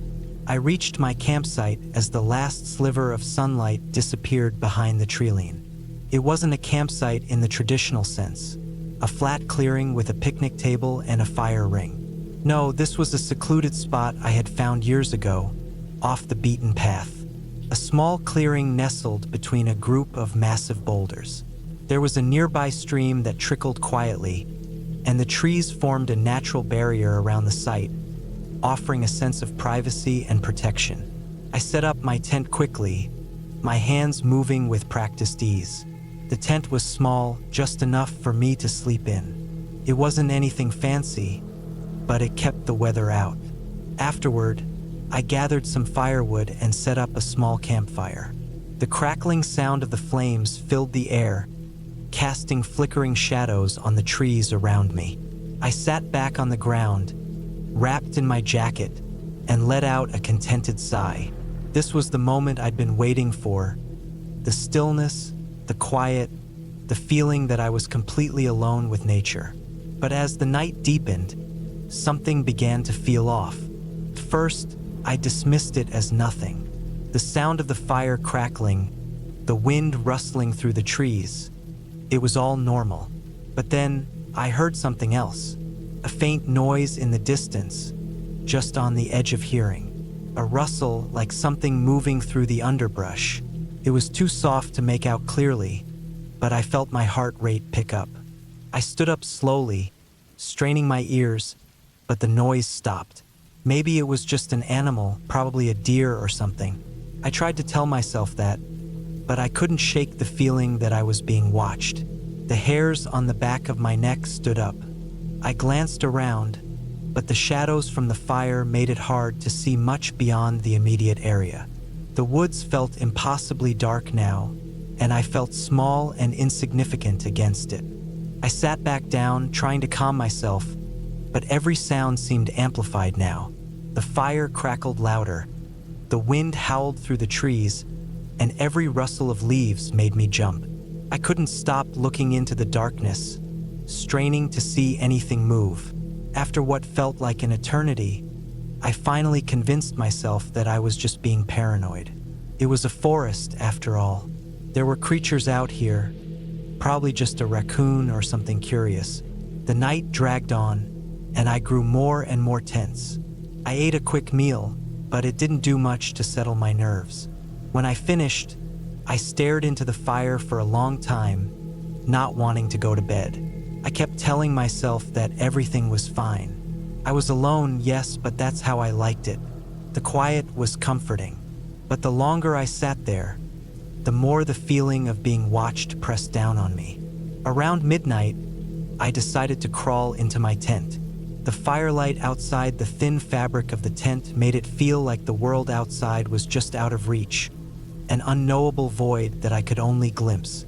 I zipped the door shut behind me and lay down, but sleep wouldn't come. Every creak of the tent, every rustle of the wind in the trees, every tiny movement outside felt amplified in the darkness. Then I heard something. It wasn't a rustle in the underbrush like before. It was louder, clearer, a footstep, one, then another, slow, deliberate, and heavy. I froze, my heart pounding in my chest. It wasn't an animal this time. It was a person. I held my breath, listening. The footsteps weren't getting any closer, but they were definitely there. I felt a wave of panic rise in my chest, but I kept my eyes closed, trying to stay as still and quiet as possible. I couldn't risk making any noise. I wasn't sure what to do. I didn't have a weapon, and my phone had no signal out here. If someone had been following me, it would have been easy for them to sneak up on me. The footsteps stopped. I waited for what felt like forever, trying to make out any sounds, but there was only silence. My mind raced with possibilities. Maybe it was just another camper, someone lost or passing through. But the longer I lay there, the more it didn't make sense. No one else was supposed to be out here. This place was remote, hard to reach. I hadn't passed anyone on my hike in. Then I heard a whisper. It was faint, like the wind, but unmistakable. It sounded like someone calling my name. I swallowed hard. My breath caught in my throat, and I could feel my pulse in my ears. No, I was imagining things. It was just the wind. But then it came again, louder this time. Hey, I froze. That was no wind. I stayed as still as I could, listening for any movement. It was too quiet now. No footsteps. No rustling leaves. Just that whisper hanging in the air like a threat. I knew I couldn't stay in the tent. I had to get out of there. I unzipped the door carefully, making as little noise as possible. The cool night air hit my face as I slipped out, my heart pounding in my chest. I had no plan, no idea where to go. I just knew that I couldn't stay by the fire or in the tent. I needed to find some kind of safety or at least distance from whatever or whoever was out there. I moved quickly and silently through the trees, trying to stay hidden. The underbrush was thick, and every snap of a twig under my feet felt like it might give me away. I tried to steady my breathing, but I was terrified. Every shadow seemed to conceal a threat. I don't know how long I ran, maybe an hour, maybe longer. Time lost all meaning. Eventually, I came across a small creek, its babbling water a welcome sound in the stillness of the forest. I crouched by the bank, trying to control my breathing. I listened intently, but there was no movement, no sign of anyone following me. The night was eerily quiet now. I stayed there for what felt like forever, until the first light of dawn began to filter through the trees. My eyes were heavy, my body aching from the strain of running and hiding, but I knew I was safe for now. I spent the rest of the morning cautiously making my way back to the trailhead. The forest, once so familiar, now felt alien and dangerous. My mind raced with the memory of the footsteps, the whispering voice, and the overwhelming feeling of being watched. When I finally reached my car, I didn't hesitate. I threw my gear in the back seat and sped off, not looking back. I don't know who or what I encountered that night. Maybe it was someone just as lost as I was, or maybe it was something else entirely. But I'm not going back there. I've learned my lesson. The woods are peaceful, yes, but they can also be full of things you can't explain. And sometimes, it's better to leave the unknown untouched. I had never been the type to shy away from camping trips, no matter how isolated the place. So when a few friends mentioned a weekend hike up into the mountains for some real adventure, I jumped at the chance. It sounded like exactly what I needed. A break from everything, a few days away from phones, responsibilities, and the chaos of everyday life. The plan was simple enough. We would hike through the woods to a secluded spot near a creek, set up camp, and spend the next couple of days enjoying nature. It was a trip I had taken dozens of times before, but that particular weekend was different. We arrived late in the afternoon, after a long drive up winding mountain roads that seemed to get narrower with every mile. The sun was beginning to set, casting a golden glow over the dense forest, and we were all eager to get to the campsite before dark. The trailhead was just a short walk away, but it was steep, and the air felt thick with the weight of the forest. "Let's get this over with," Mark said, adjusting his backpack and looking up at the trail. "Yeah, I'm ready to crash," Jenny added, already pulling out a water bottle from her pack. We started hiking in silence, the only sound the crunch of our boots on the dirt and gravel. The trees closed in around us as we ascended, the path narrowing and twisting in odd ways. It was eerily quiet, the kind of quiet that made you feel like the woods were holding their breath, waiting for something. The hike itself wasn't particularly difficult, but there was a strange feeling in the air. Maybe it was the heaviness of the place, or the way the light seemed to fade faster than it should. The deeper we went into the forest, the more I felt a tug of unease growing in my chest. When we reached the campsite, I felt a wave of relief. The clearing was a nice spot, tucked near the edge of a stream with plenty of flat ground to set up our tents. There was something peaceful about the sound of water running over rocks, like the creek was somehow washing away the tension in my mind. We quickly got to work, setting up tents and gathering firewood. By the time the sun had fully set, we had a small campfire crackling in the center of the clearing, casting flickering shadows on the trees. We cooked a simple dinner, and the mood was lighthearted at first, the kind of carefree chatter you'd expect around a campfire. But as the night stretched on, I began to notice something strange. The forest around us seemed to shift. It wasn't that the trees were moving or anything, nothing that obvious. It was more of a feeling. The air had become heavier, like the forest was pressing in on us. I couldn't put my finger on it, but I felt like we were being watched. I tried to ignore it, chalking it up to the usual paranoia that sets in when you're alone in the wilderness after dark. We sat around the fire for hours, talking about everything and nothing, until finally, one by one, we all started heading to our tents. I was the last one to crawl into mine. The fire had burned down to embers, casting a faint red glow through the trees.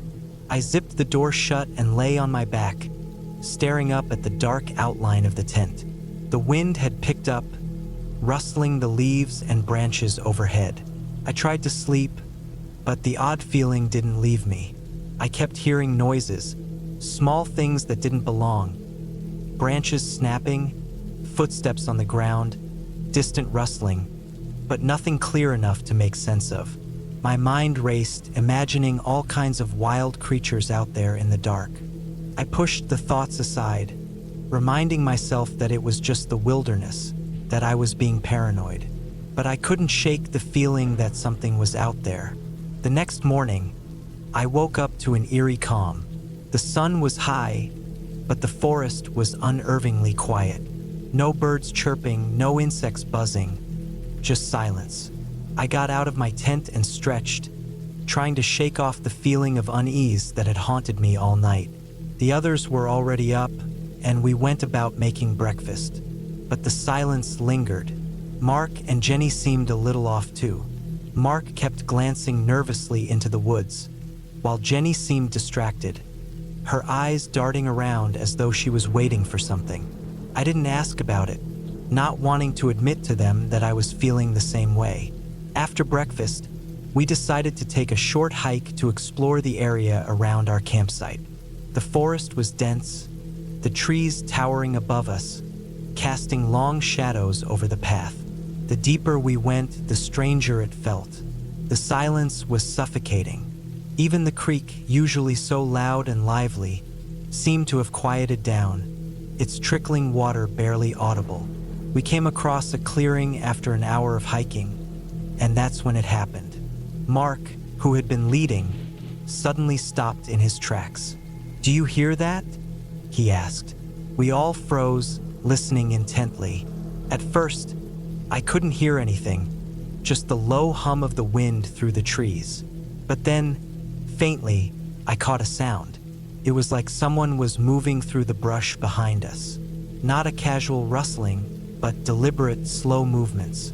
Something or someone was following us. My heart started pounding. I wanted to turn around, but something held me in place. Jenny's face had gone pale, and Mark's hand hovered near his backpack, where I knew he kept a knife. There was no sign of anyone else, but the feeling of being watched was overwhelming. We stood there for what felt like forever, waiting. The sound of movement stopped. The forest was still again, like it had been before, but the tension remained, thick and suffocating. "Let's head back," Mark finally said, his voice tight. We didn't say much as we retraced our steps, the path feeling longer and more oppressive with every step. It was like the forest had become a maze, the trees closing in around us. I kept looking over my shoulder, half expecting to see someone, or something lurking just out of sight. By the time we reached the campsite, I was shaken. We didn't talk about what had happened. Everyone just went about their business as if nothing was wrong. But I could tell we were all on edge. That night, I couldn't sleep at all. The forest around us seemed to be alive with movement, the sounds growing louder and closer. The wind whipped through the trees, and I kept hearing things. Footsteps, whispers, something brushing against the outside of my tent. I finally unzipped the flap and peeked out, but all I saw was the dark, shifting outline of the trees. I tried to convince myself it was just animals, maybe a bear or a deer passing through. But the more I listened, the less certain I became. At around 3 a.m., there was a loud thud outside my tent, something heavy hitting the ground. I froze. My heart was pounding, my breath shallow. I grabbed my flashlight and slowly unzipped the tent, stepping out into the cold night air. The fire had long gone out, leaving only the faintest trace of warmth. I scanned the clearing. Nothing. No sign of movement. But then I saw it. Just at the edge of the trees, a figure stood there, barely visible in the shadows. I froze. My mind raced, my first thought being that it was someone from another campsite, maybe coming to check on us. But as I looked closer, the figure didn't move. It just stood there, watching. I had no idea how long we stood there like that, staring at each other, or how long I'd been holding my breath. Finally, I turned around and ran back to my tent, heart pounding in my chest. I woke Mark, telling him what I had seen. His face went pale, and he immediately grabbed his knife and headed outside. Jenny woke up too, her face tight with worry. We stayed in our tents, waiting. It felt like hours before Mark came back. But when he did, he said there was nothing out there. We packed up at first light, too shaken to stay any longer. It wasn't until we got back to the car, safe and sound, that we finally talked about it. None of us had seen anything concrete, but all of us felt it. The same oppressive feeling, the sense that we weren't alone. Whatever it was out there, it never made its presence fully known. But it was enough to make me swear off camping in that particular forest for good. As I sit here now, writing this down, I still don't know what we encountered. Maybe it was just a trick of the mind, the isolation messing with our heads. Or maybe it was something else, something real, something that lives in the woods. All I know is that it was enough to make me realize there are places in the world where humans just don't belong, where the woods are darker than they seem, and where whatever is out there watching you might never leave. But whatever it was, we were lucky to get out when we did. I don't think I'll be camping anywhere like that again. Not in those woods. Not anytime soon. It was supposed to be just a quick weekend getaway. A little camping trip to get away from everything. I had been cooped up in the city for too long, and the thought of some quiet time in the wilderness sounded like the perfect escape. I packed the essentials: tent, sleeping bag, some food, a flashlight, and my phone, though I wasn't expecting much signal. I figured I could take a few photos, enjoy the fresh air, and maybe read a book by the campfire. Simple, right? No surprises. No problems. The drive to the site took a little longer than I expected. The last few miles were along a dirt road that wound through a thick forest. The trees seemed to close in around me, and the canopy overhead blocked most of the sunlight, leaving everything in an eerie twilight. I shook off the feeling, blaming it on the isolation. When I finally reached the site, it was empty. No other cars, no sign of anyone else. Just the clearing, the forest, and a small stream that ran nearby. It looked beautiful, peaceful, exactly what I needed. I set up my tent by the stream, enjoying the quiet of the place. The only sounds were the rustling leaves and the occasional bird call. The air felt cool but not uncomfortable, and the sky overhead was clear, with only a few clouds drifting lazily by. I took my time unpacking and setting up, making sure everything was just right. When it was finally time to settle in, I lit a small fire in the designated fire pit, watching the flames dance and flicker. As the evening wore on, I felt that peacefulness settling in. The kind of calm you can only get when you're out in nature, away from everything. The kind of calm that makes you feel completely alone, but in a good way. I roasted some marshmallows, ate a simple meal of canned beans and sausage, and even opened a book to pass the time. By the time the sun dipped below the horizon, I was ready to crawl into my tent and get some rest. That's when the first strange thing happened. It was the quiet that I noticed first. The sounds of the forest seemed to stop. No more rustling leaves, no more bird calls, nothing. Just an unnatural silence that made the hairs on the back of my neck stand up. I tried to brush it off, thinking it was just the night settling in. But then I heard it, a faint crack of a twig breaking, just beyond the edge of the clearing. It was subtle, but enough to make me freeze. I told myself it was probably an animal, maybe a deer or something else moving through the woods. The sounds of wildlife can be strange and unpredictable. But the crack of the twig was followed by another, and then another. Slowly, the sounds seemed to get closer. My heart rate picked up, and I found myself staring into the darkness beyond the campfire, trying to make out anything moving. But there was nothing, just the shadows of the trees swaying slightly in the wind. I convinced myself it was just my imagination playing tricks on me. I had been alone for a while, and the quiet was unnerving. So I grabbed my flashlight, thinking a quick sweep of the area would calm my nerves. I stood up, shone the beam of light into the forest, and swept it back and forth, expecting to catch the glint of some animal's eyes or the shape of a shadow moving. But all I saw were the trees, the ground, and the occasional rustling of leaves in the wind. I sat back down, trying to shake off the unease. But that feeling didn't go away. It clung to me, like the heavy air of an approaching storm. I stayed up late, watching the fire burn low, hoping that whatever it was would just go away. But as the night wore on, I began to feel like I was being watched. The sensation was impossible to ignore. It wasn't just paranoia. It felt real, like there was someone out there, just beyond the light of the fire, waiting. I wanted to call it a night and get into the safety of my tent, but I couldn't shake the feeling. Instead, I sat in front of the dying fire, feeling both restless and on edge. Around midnight, I finally decided to retreat to my tent. I crawled into my sleeping bag, trying to convince myself it was just the isolation and the strange quiet of the forest. But I didn't sleep well. Every time I closed my eyes, I could hear the crack of twigs or the rustle of something moving outside my tent. And each time, I would freeze, waiting for the sound to stop. It wasn't until the middle of the night that the worst part happened. I woke to the sound of something moving outside the tent. It was slow and deliberate, as though whatever it was trying to sneak up on me. My heart began to race, and I lay perfectly still, holding my breath.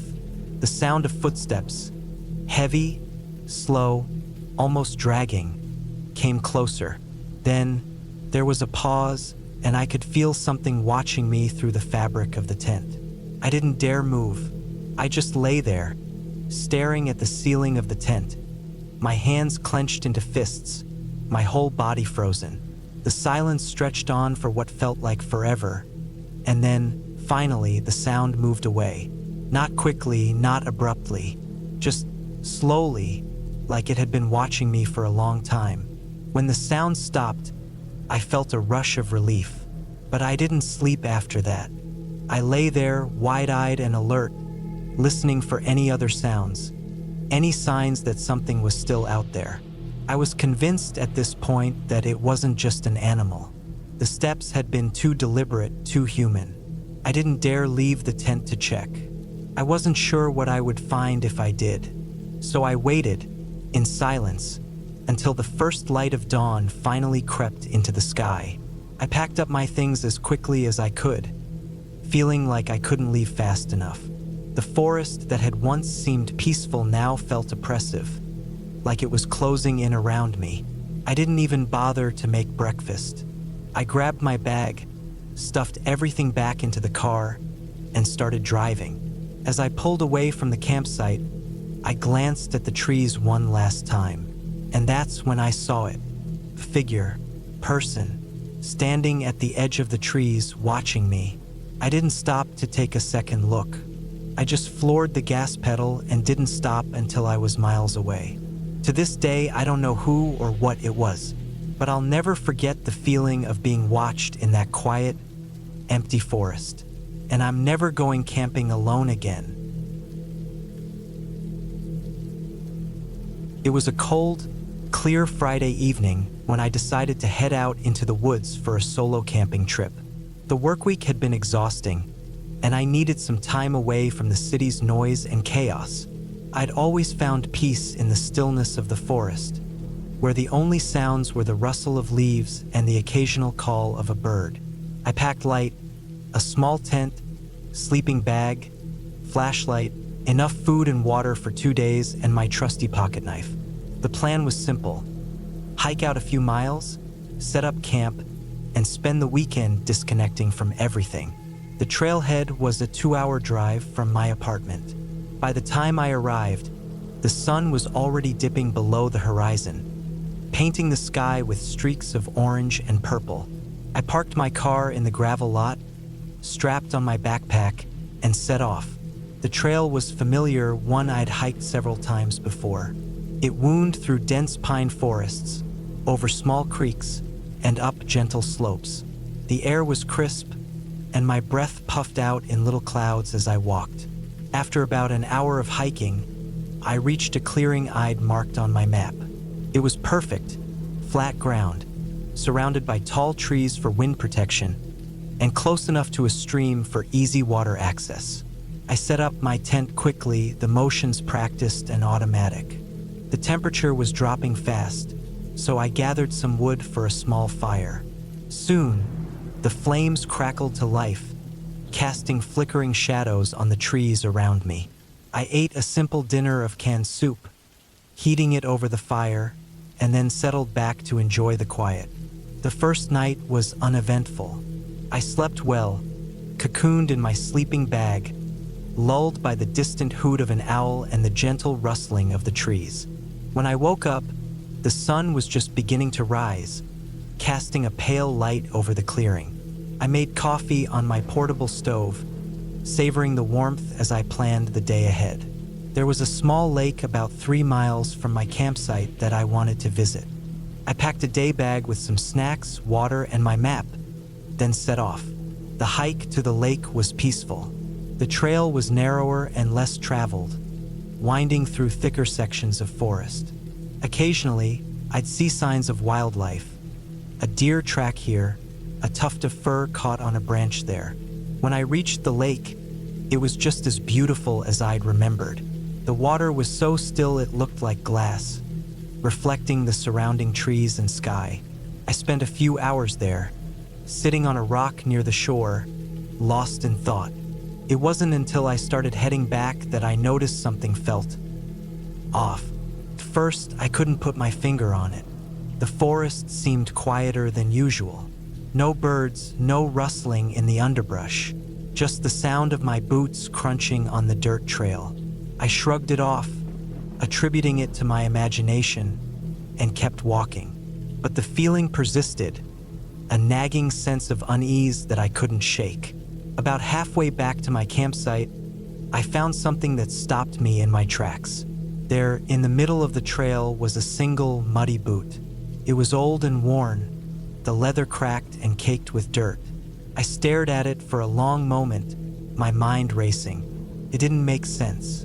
There hadn't been any other cars in the lot when I arrived, and I hadn't seen anyone else on the trail. Who did it belong to?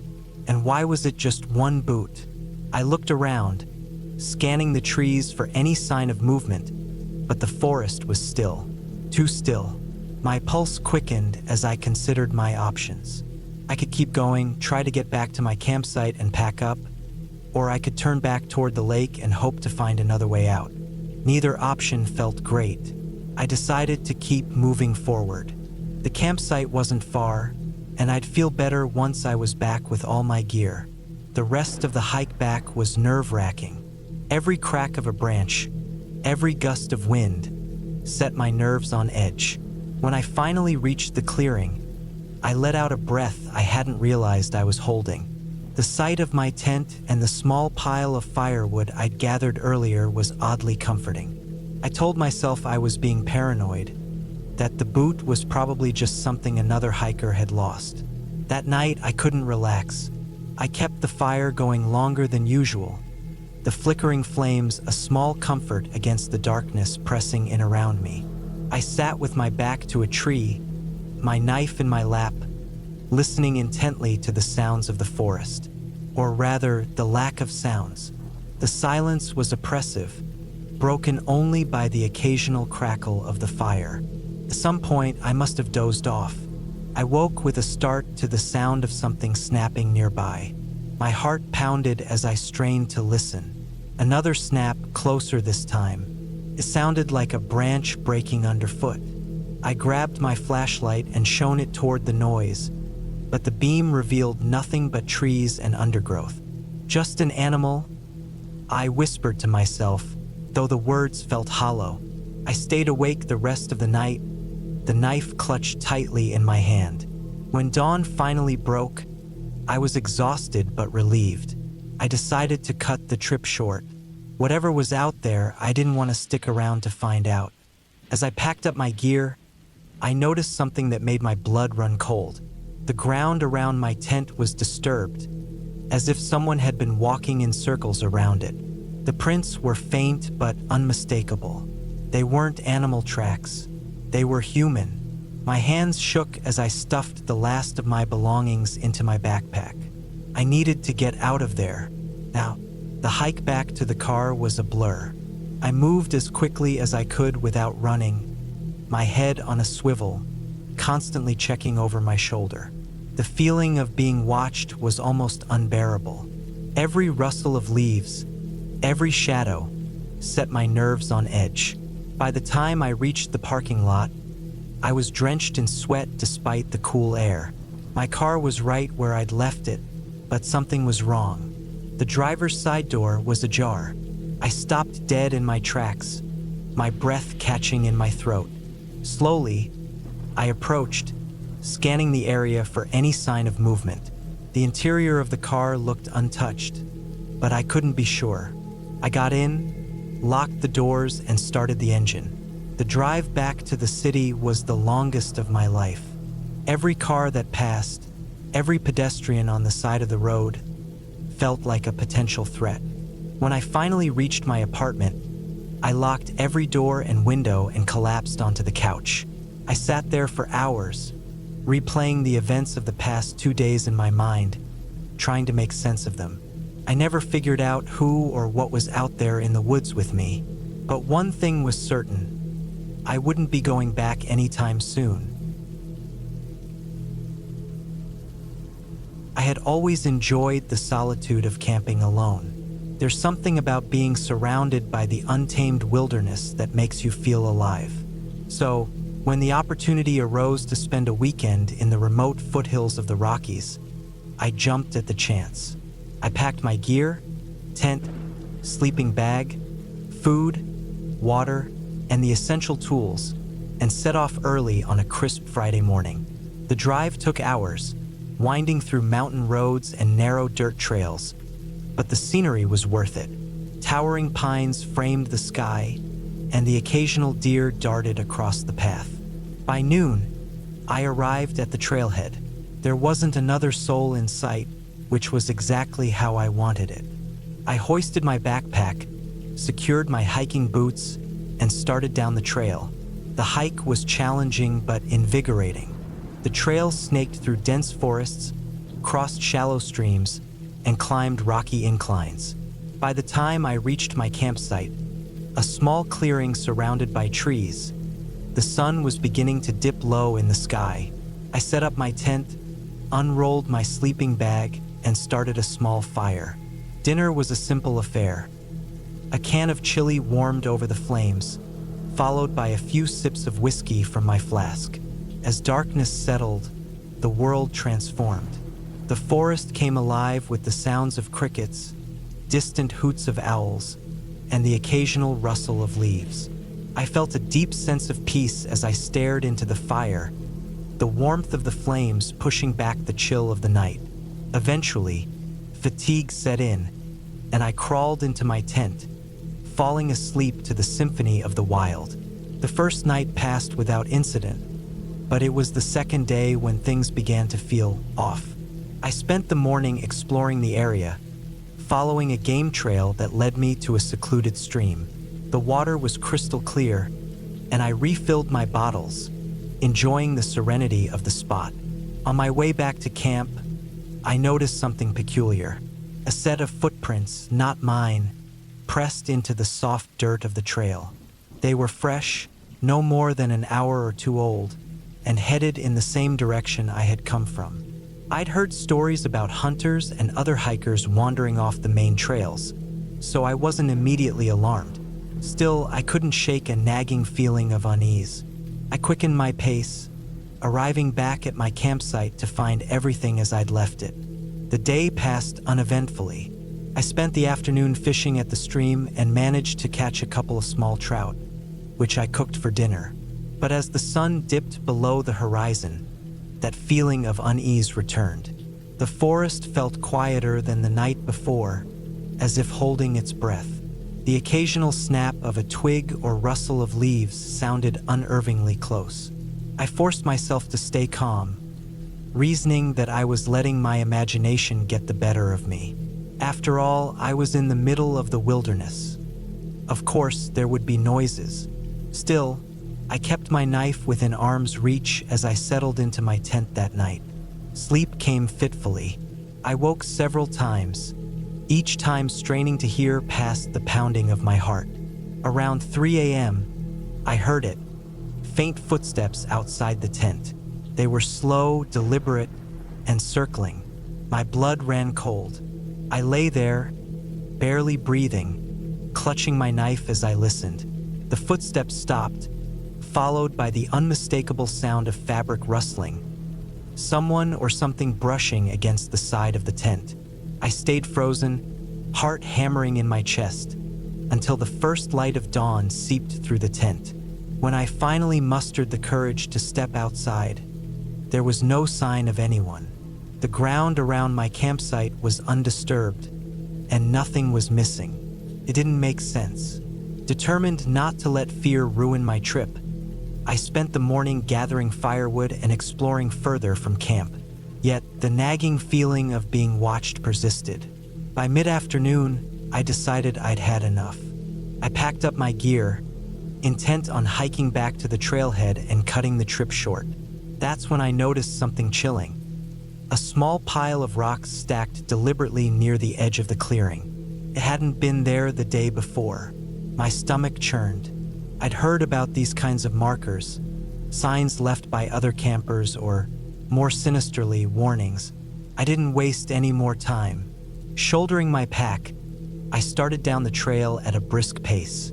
The forest felt oppressive, the trees closing in around me. Every snap of a branch or rustle of leaves set my nerves on edge. About an hour into the hike, I spotted movement out of the corner of my eye. A figure, partially obscured by the trees, was following me at a distance. They weren't making any effort to hide, but they also weren't closing the gap. My pulse quickened. I stopped, turning to face the direction of the figure, but they slipped behind a tree and disappeared from view. I shouted, my voice cracking, but there was no response. The forest swallowed my words. I turned back and began to run, my heavy pack jostling with each step. The trail seemed to stretch on endlessly, the dense foliage disorienting me. Several times, I thought I'd lost the path, only to find it again after moments of panic. As the sun dipped lower, I realized I wouldn't make it to the trailhead before dark. I needed to find a place to hunker down for the night. I chose a spot off the trail, hoping to stay hidden. I didn't bother with a fire, instead eating a cold dinner and keeping my knife close. The night was a blur of fear and exhaustion. I slept in fits, every sound jolting me awake. At one point, I thought I heard whispers, faint and indistinct, but I convinced myself it was the wind. Morning couldn't come fast enough. When the first light of dawn appeared, I didn't waste a second. I packed up and resumed my hike, determined to put as much distance as possible between me and whatever was out there. By mid-morning, I finally reached the trailhead, my car a sight for sore eyes. As I loaded my gear and climbed into the driver's seat, I glanced back at the tree line. For a brief moment, I thought I saw a figure standing just inside the shadows, watching me. I didn't wait to find out. I started the engine and drove away, the tires kicking up dust on the dirt road. I never did find out who or what was out there with me. Maybe it was another camper, someone as scared of me as I was of them. Or maybe it was something else entirely, something that didn't want me there. All I know is that I'll think twice before venturing into the wilderness alone again. I woke up that morning feeling a sharp chill in the air, the kind that makes you second-guess every decision leading up to this moment. My breath hung in the frosty air like a ghostly reminder that I was deep in the woods, miles from anyone else. I had planned this camping trip to get away from the constant buzz of city life, the ceaseless hum of technology, and the pressures of my job. But now, as I pulled myself out of my sleeping bag, I couldn't shake the feeling that maybe solitude wasn't all it was cracked up to be. I was camping in a remote area, about 15 miles from the nearest road. It was the kind of spot that you had to know about, no signs, no marked trailheads. Just an old logging road and a map with handwritten notes passed down from a friend of a friend. The location was ideal. A small clearing surrounded by towering pines, a creek a few hundred feet away, and a fire ring left by previous adventurers. Felt like the perfect escape until it didn't. The first day had been uneventful. I hiked in, set up camp, gathered firewood, and spent the evening staring at the stars.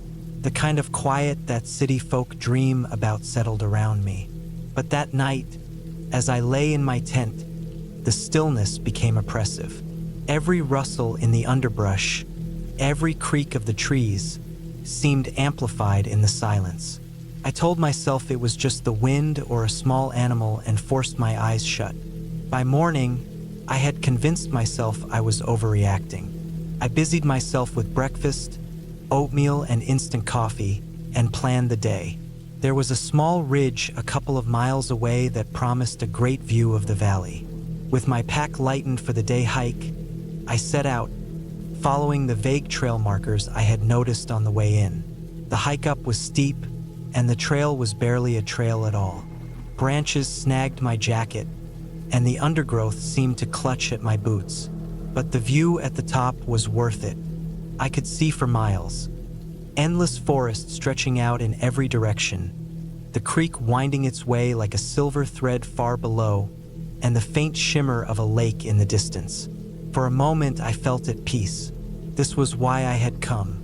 But as I turned to head back to camp, I noticed something that hadn't registered before.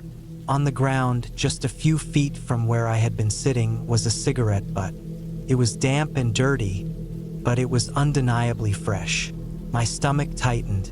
I hadn't seen anyone else out here, and the trail was so faint that it seemed unlikely someone would have passed by without me noticing. I told myself it could have been left by someone days ago, maybe even weeks.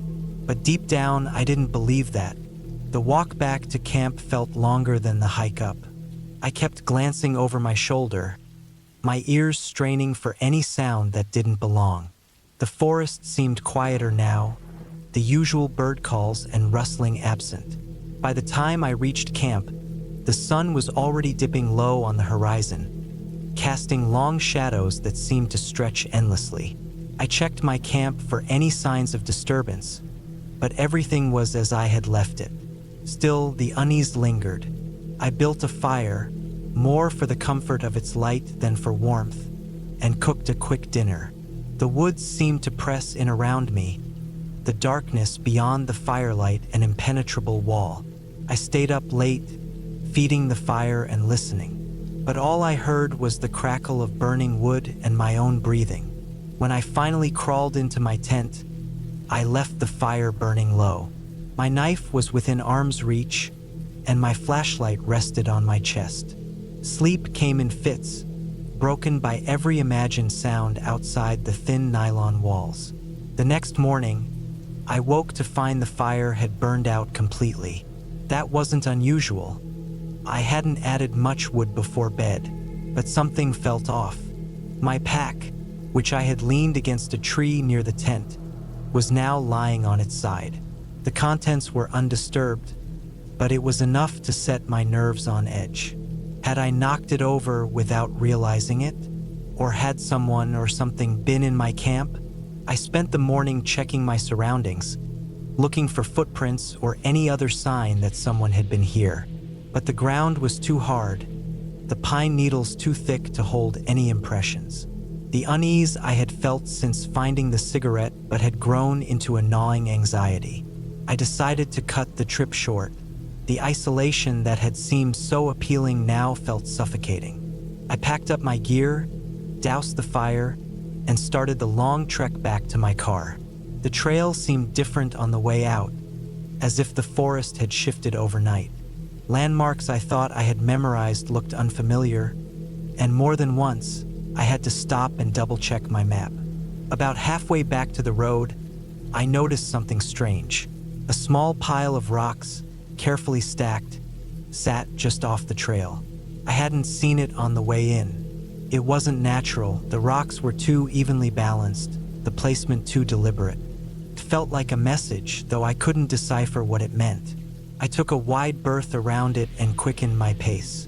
The forest felt alive now, but not in a comforting way. Every crack of a branch, every rustle of leaves, seemed to follow me. My breathing grew shallow, my heart pounding in my chest. I kept moving, driven by an instinct I couldn't name. When I finally reached the car, I felt an overwhelming sense of relief. I tossed my gear in the back seat and started the engine, the sound breaking the oppressive silence that had followed me. As I drove down the logging road, I couldn't shake the feeling that I was being watched. But when I finally hit the paved highway and saw another car pass by, I felt the tension begin to ease. Looking back, I can't say for sure what happened out there. Maybe it was all in my head, the product of too much time alone in the woods. Or maybe someone really had been watching me, following me. Either way, I haven't been camping since. The forest, once a place of solace, now feels like a place full of questions I'm not sure I want answers to. The sky was beginning to dim as I parked my car near the trailhead. I had decided to spend a couple of nights out in the woods, away from the noise and chaos of the city. The plan was simple: hike up to a remote campsite, set up my tent, and just exist in the silence for a while. It wasn't my first solo camping trip, but something about this one already felt different. Maybe it was the stillness of the air or the way the light faded quicker than usual. I shook off the unease and started hiking. The trail was well marked, winding through dense clusters of pine trees and patches of open meadow. I could hear the crunch of my boots against the dirt path and the occasional rustle of small animals darting through the underbrush. The sound was reassuring. Nature's rhythm always had a way of calming me, grounding me. I reached the campsite just as the sun dipped below the horizon, casting long shadows through the trees. I set up my tent in a small clearing surrounded by towering pines. The ground was soft but dry, perfect for pitching a tent. After unpacking my sleeping bag and gear, I gathered some dry wood and built a fire. The flames crackled, sending faint embers spiraling into the night sky. I sat there, staring into the fire, feeling the tension of the city melt away. The stars began to peek through the dark canopy above, scattered like tiny diamonds on black velvet. It was quiet, too quiet. I hadn't heard a single bird call or the distant hoot of an owl. Normally, the woods at night came alive with sounds, but tonight it was as if everything had paused. The silence started to press on me, making me hyper-aware of every small sound. The pop of the fire, the rustle of my jacket, the slight creak of the trees in the breeze. Around midnight, I decided to call it a night. I doused the fire with water, making sure it was completely out, and crawled into my tent. The sleeping bag was warm and comfortable, but I couldn't shake the feeling that something wasn't right. I chalked it up to my imagination and exhaustion and eventually drifted off to sleep. I woke up abruptly in the middle of the night. At first, I wasn't sure what had pulled me from my sleep. I lay still, listening. There it was, a faint crunch of leaves just outside the tent. My heart started to race. Could be a deer or maybe a raccoon. I dealt with curious animals before, but then the sound came again, heavier this time. Footsteps, human footsteps. I held my breath, straining to hear more. Whoever it was, they were moving slowly, deliberately, circling the tent. My mind raced. I hadn't seen another person on the trail all day. This area wasn't exactly a popular camping spot. The footsteps stopped suddenly, and the silence was deafening. I gripped the handle of the small knife I kept in my bag, my palms slick with sweat. Minutes passed, maybe hours, though it felt like an eternity. Finally, I heard the footsteps retreat, fading into the distance. I stayed awake the rest of the night, knife in hand, staring at the tent walls, waiting for the first light of dawn. When the sun finally rose, I unzipped the tent cautiously, scanning the clearing. Nothing looked out of place, but I couldn't shake the feeling that I was being watched. I decided to pack up and move to a different spot. Maybe it was paranoia, but I didn't want to take any chances. I followed the trail deeper into the woods, pushing myself hard to put as much distance as possible between me and that eerie clearing. By late afternoon, I found another site near a small stream. The sound of running water was comforting, a constant background noise that masked the oppressive silence. That night, I didn't build a fire. I didn't want to draw attention to myself. I ate a cold dinner and climbed into the tent as soon as it got dark. Sleep came fitfully, interrupted by every rustle and creak. Around 2 a.m., I heard it again. Footsteps, slow and deliberate, moving around the campsite. My stomach dropped. This time, they didn't stop at the tent. They moved to my backpack, left outside near a tree. I could hear the faint sound of zippers being tugged, fabric rustling. Whoever it was, they were going through my stuff. I stayed frozen, gripping the knife. I didn't dare move or make a sound. The rummaging stopped, and the footsteps retreated once again. When I finally worked up the courage to look outside at first light, I found my backpack unzipped, its contents scattered on the ground. Nothing was missing, but everything had been thoroughly searched. It felt like a message, though I couldn't decipher it. I decided to cut the trip short. Something was seriously wrong.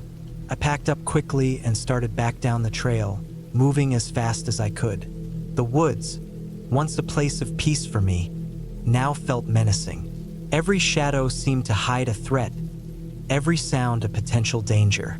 About halfway back to the car, I noticed something that made my blood run cold. Footprints, fresh ones, heading in the same direction as me. They weren't mine.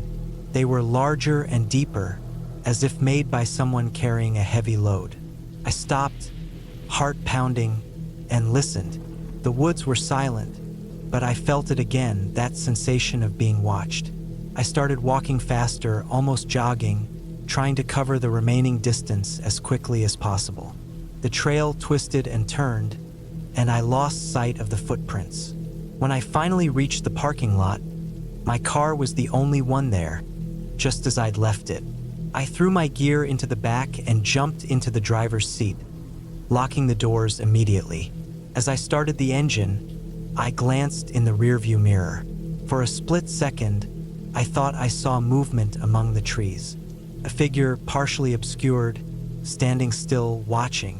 My rational mind tried to dismiss it as a trick of the light, but deep down, I knew better.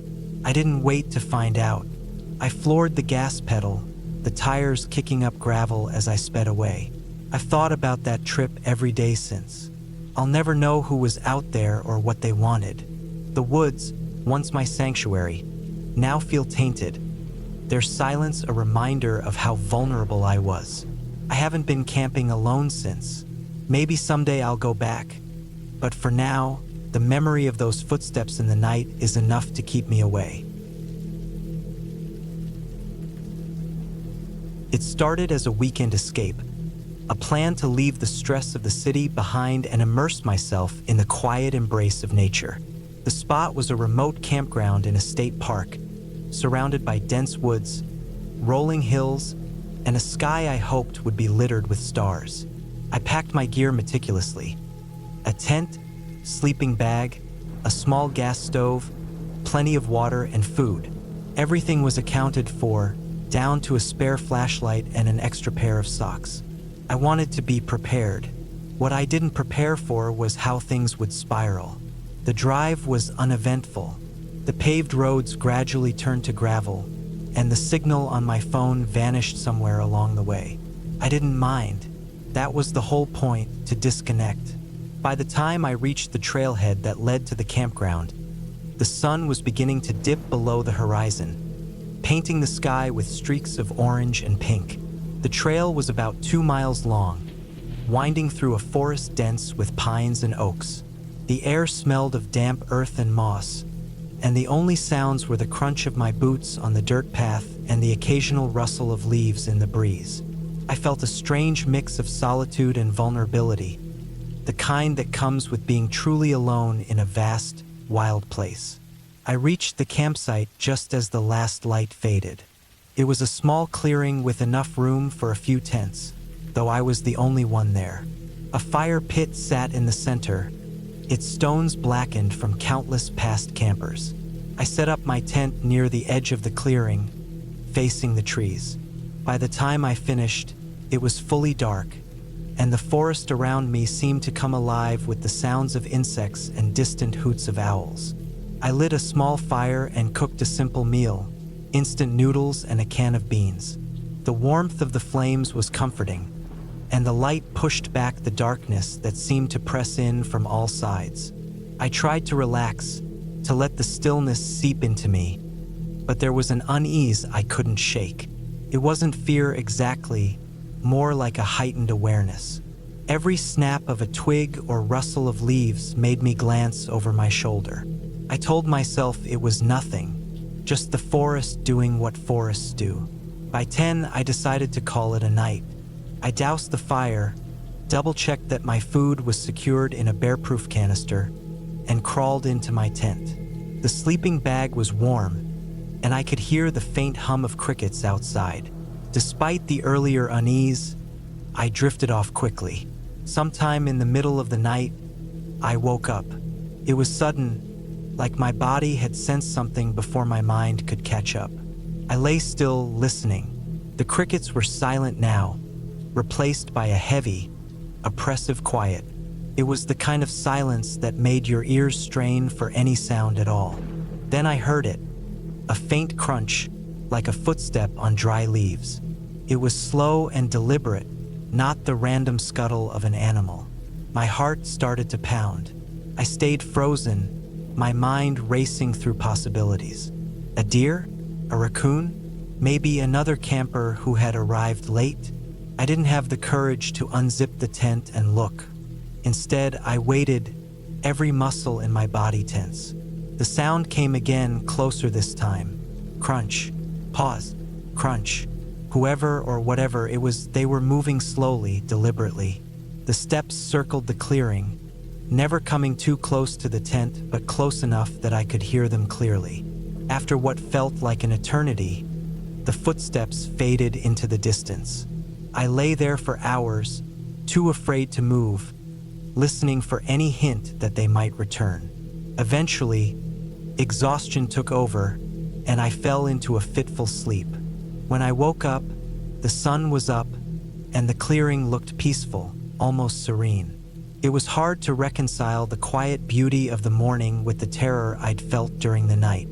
I stepped out of the tent and looked around. The ground was undisturbed, no footprints or signs of anyone else. Maybe I'd imagined it, I thought. Maybe the sounds had been some animal after all. I convinced myself it was nothing and decided to stay another night. After all, leaving would mean admitting I was scared, and I wasn't ready to do that. The day passed uneventfully.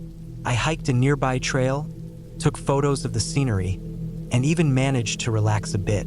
By the time evening rolled around, I felt more at ease. I built another fire, cooked dinner, and sat staring into the flames as the stars began to appear overhead. The unease from the night before lingered at the edges of my mind, but I pushed it aside. That night, I woke up again. This time, it was to a different sound. A faint scratching, like something brushing against the fabric of the tent. My heart raced as I lay there, straining to hear more. The scratching continued, sporadic and faint, moving around the tent. It wasn't a large animal, it couldn't be, but it was deliberate, purposeful. I reached for the flashlight beside me and clicked it on. The beam illuminated the inside of the tent, but the scratching stopped immediately. For a long time, I stayed like that, flashlight in hand, listening to the silence. Then I heard a new sound, the faintest whisper of breath, just outside the tent. My blood ran cold. This wasn't an animal. Someone was out there. I didn't know what to do. If I called out, would they run or would they attack? If I stayed silent, would they go away or come closer? My mind raced through every possible scenario, none of them good. Then, as suddenly as it had started, the sound stopped. The silence was deafening, and I stayed awake until the first light of dawn seeped through the trees. When I finally emerged from the tent, everything looked normal again. But I wasn't taking any chances. I packed up quickly, eager to put distance between myself and whatever had happened during the night. As I was rolling up the tent, I noticed something that made my stomach drop. A small rip in the fabric, near the base. It was clean, precise, as if made with a blade. The hike back to the car was the longest 2 miles of my life. Every sound, every shadow felt like a threat. I kept looking over my shoulder, half expecting to see someone following me. But the trail remained empty, and I reached my car without incident. Once inside, I locked the doors and started the engine, relief flooding through me as I drove away. It wasn't until I was back home, safe within the walls of my apartment, that I let myself fully process what had happened. Someone had been out there, watching me, testing the boundaries of my solitude. I'll never know who they were or what they wanted, and maybe that's for the best. All I know is that I won't be camping alone again. It was supposed to be a weekend to reset, away from the stress of work and the endless buzz of my phone. I had picked a quiet spot in the backcountry, somewhere far off the beaten path. It wasn't my first solo camping trip, but it had been a while since I'd ventured out alone. The idea of disconnecting sounded perfect. No screens, no noise. Just me, the trees, and the endless sky. I parked my car at the trailhead just before noon. The air was crisp, and the faint smell of pine mixed with damp earth greeted me as I hoisted my pack onto my shoulders. The trail was rugged, winding its way up and down hills, through dense patches of forest, and past streams that gurgled with melted snow. The deeper I hiked, the more serene it became.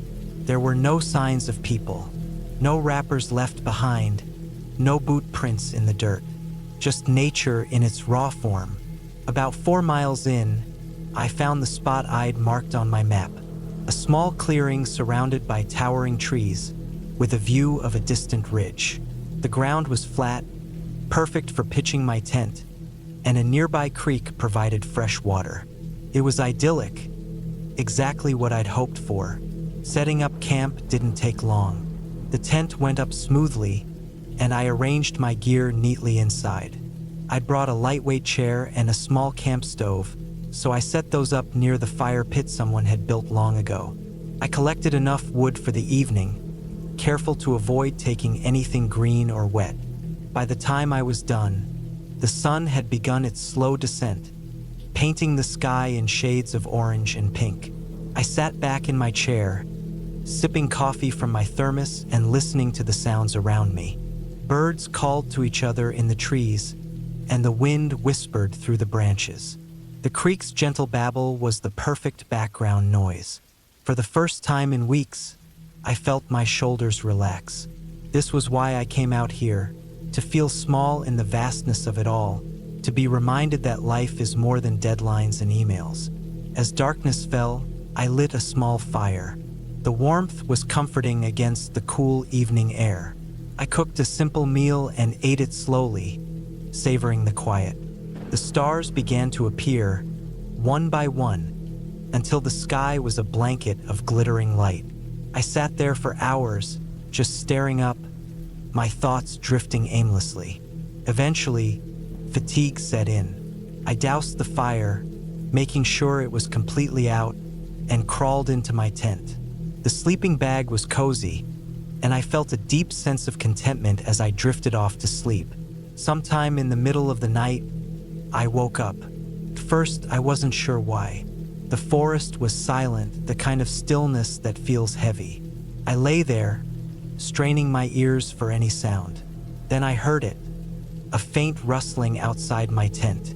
My mind immediately went to animals. A deer, maybe, or a raccoon. I'd hung my food bag far from the tent, so I wasn't too worried. Still, the noise put me on edge. I stayed still, listening. The rustling grew louder, more deliberate. It wasn't the random scuffling of an animal foraging. It sounded like footsteps, slow, measured, and circling my tent. My heart began to race.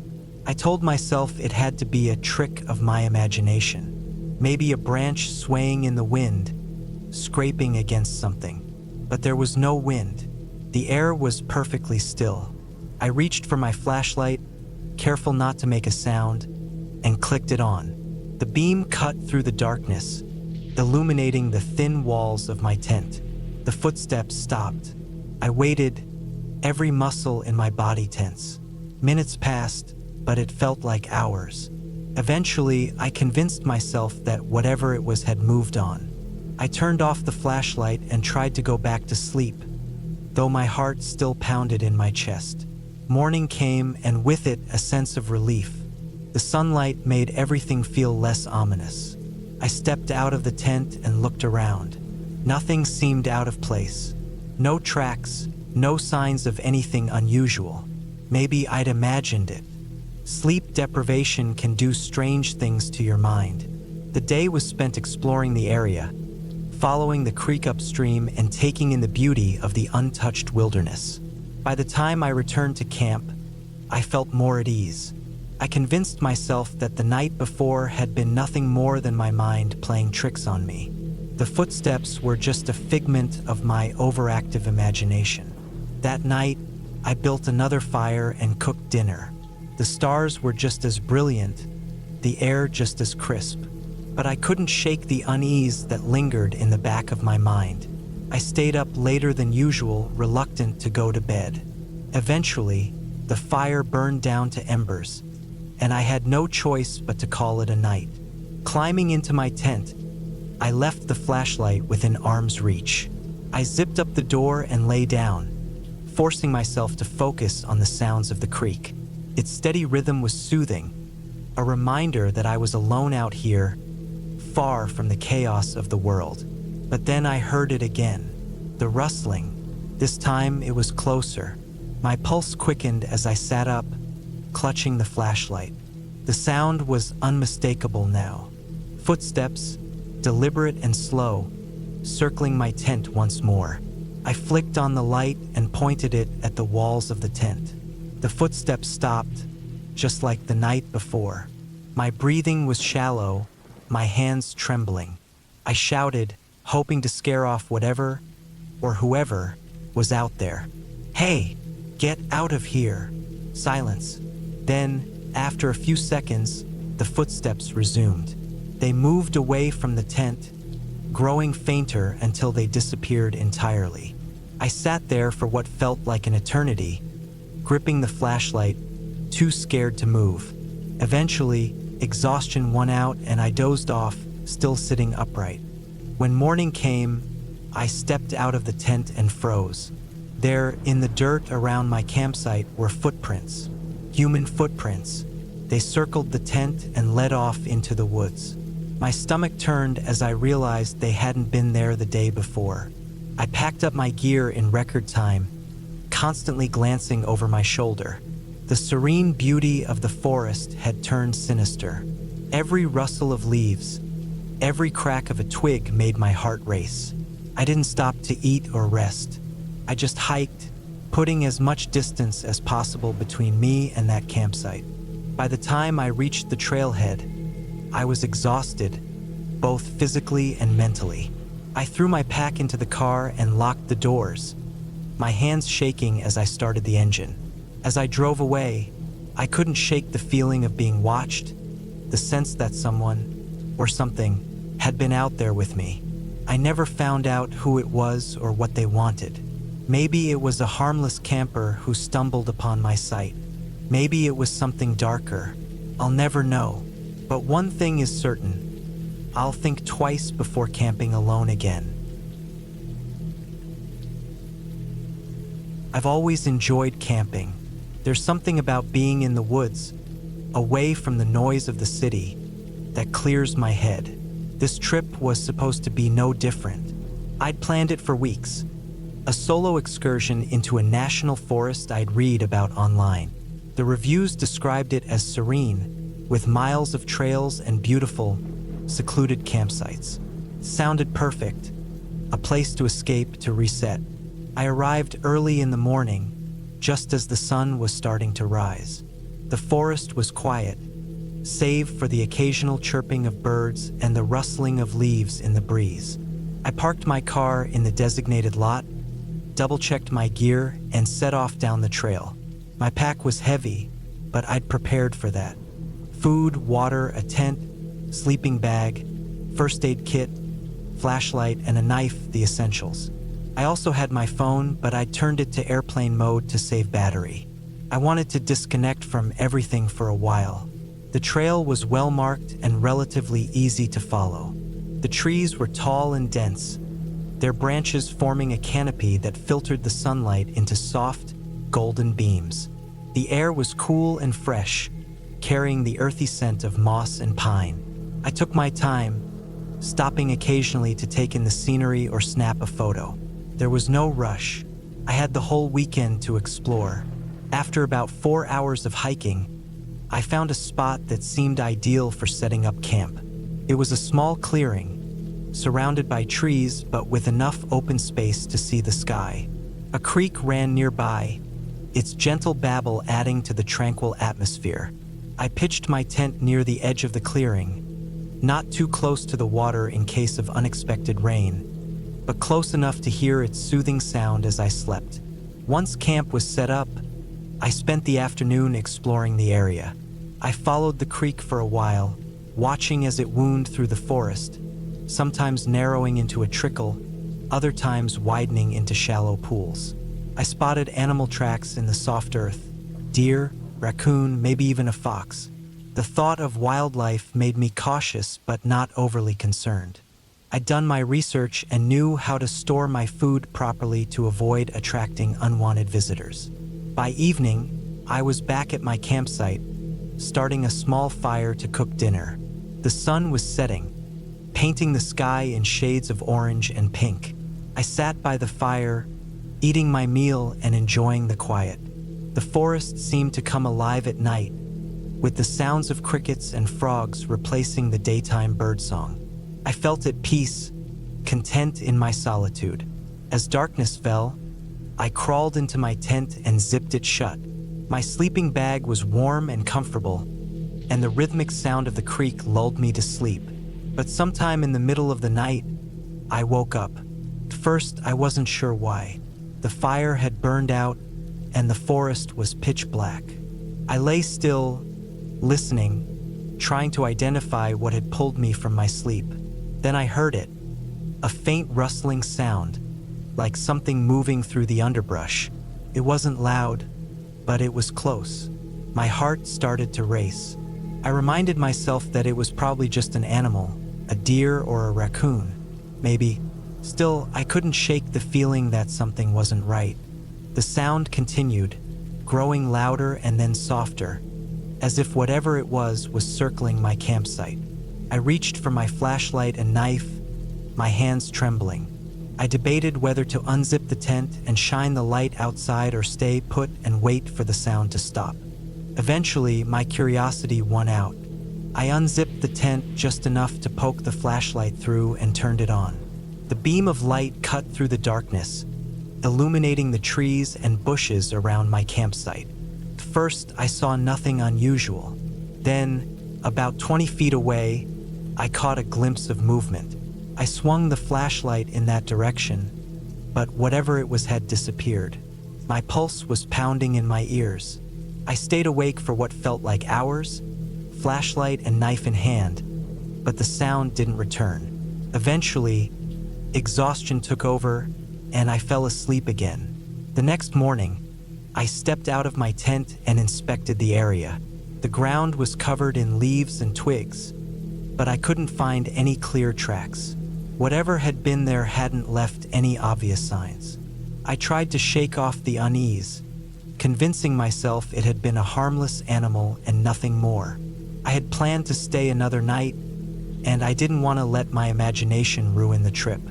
I spent the day hiking further along the trail, venturing deeper into the forest. The scenery was breathtaking, but I couldn't fully relax.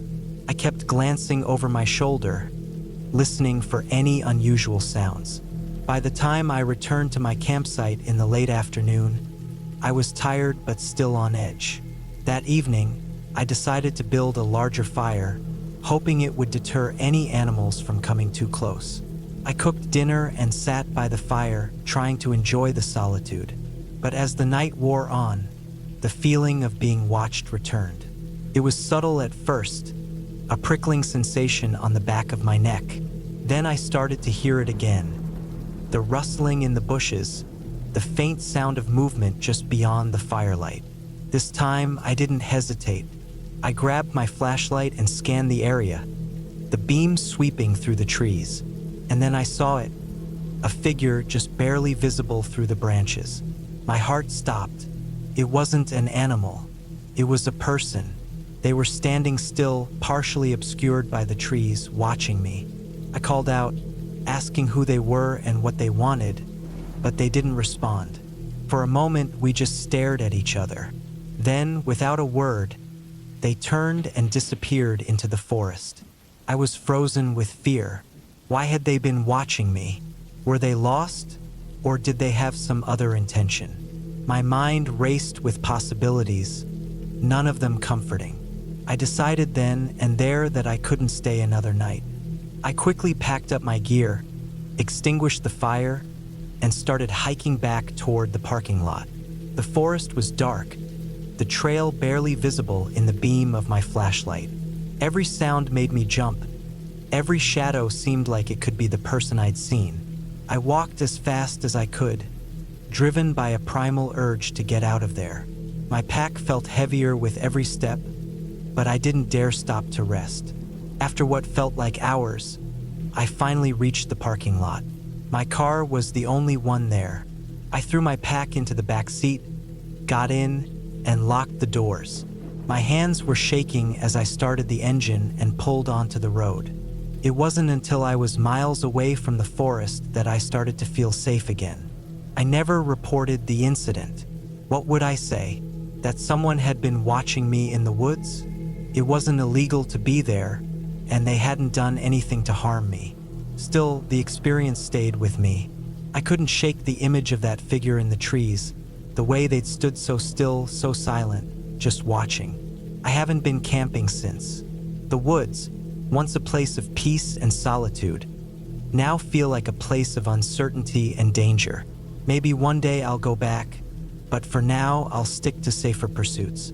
The memory of that night is enough to remind me that sometimes the scariest things are the ones we don't understand. The plan was simple. A weekend camping trip alone in the middle of nowhere.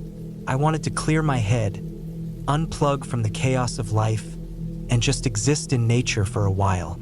I picked a spot in the backcountry that was miles away from any marked trail. A place I'd read about on a forum where serious hikers and campers shared their secret getaways. It sounded perfect, isolated, quiet, and untouched. I parked my car at a small gravel pull-off near the forest's edge on a Friday morning. The sky was clear, and the air was crisp, carrying that early autumn smell of dry leaves and pine. My pack was heavy with gear, tent, food, water, a first aid kit, and everything else I might need. I double-checked my map and compass. The route wasn't marked, but I'd studied it enough to feel confident. The first few hours of hiking were exactly what I'd hoped for. The trees closed in around me, their trunks tall and straight, the underbrush sparse. The only sounds were my boots crunching leaves, the occasional call of a bird, and the distant rustling of squirrels. I followed a faint game trail for a while before veering off entirely, heading deeper into the woods. By midday, I found a small clearing by a stream and decided it would be a good spot to set up camp. I pitched my tent on a flat patch of ground, set up my small cooking stove, and filtered some water from the stream. After eating, I spent the afternoon exploring the area.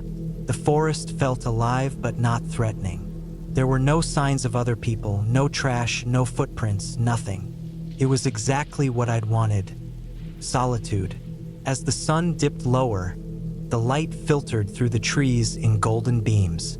I started a small fire and cooked dinner, enjoying the simplicity of it all. By the time the sky turned deep blue and stars began to appear, I felt at peace. I crawled into my tent, zipped myself into my sleeping bag, and fell asleep to the sound of the stream and the occasional hoot of an owl. The first night was uneventful, but when I woke up, something felt off. It wasn't anything obvious.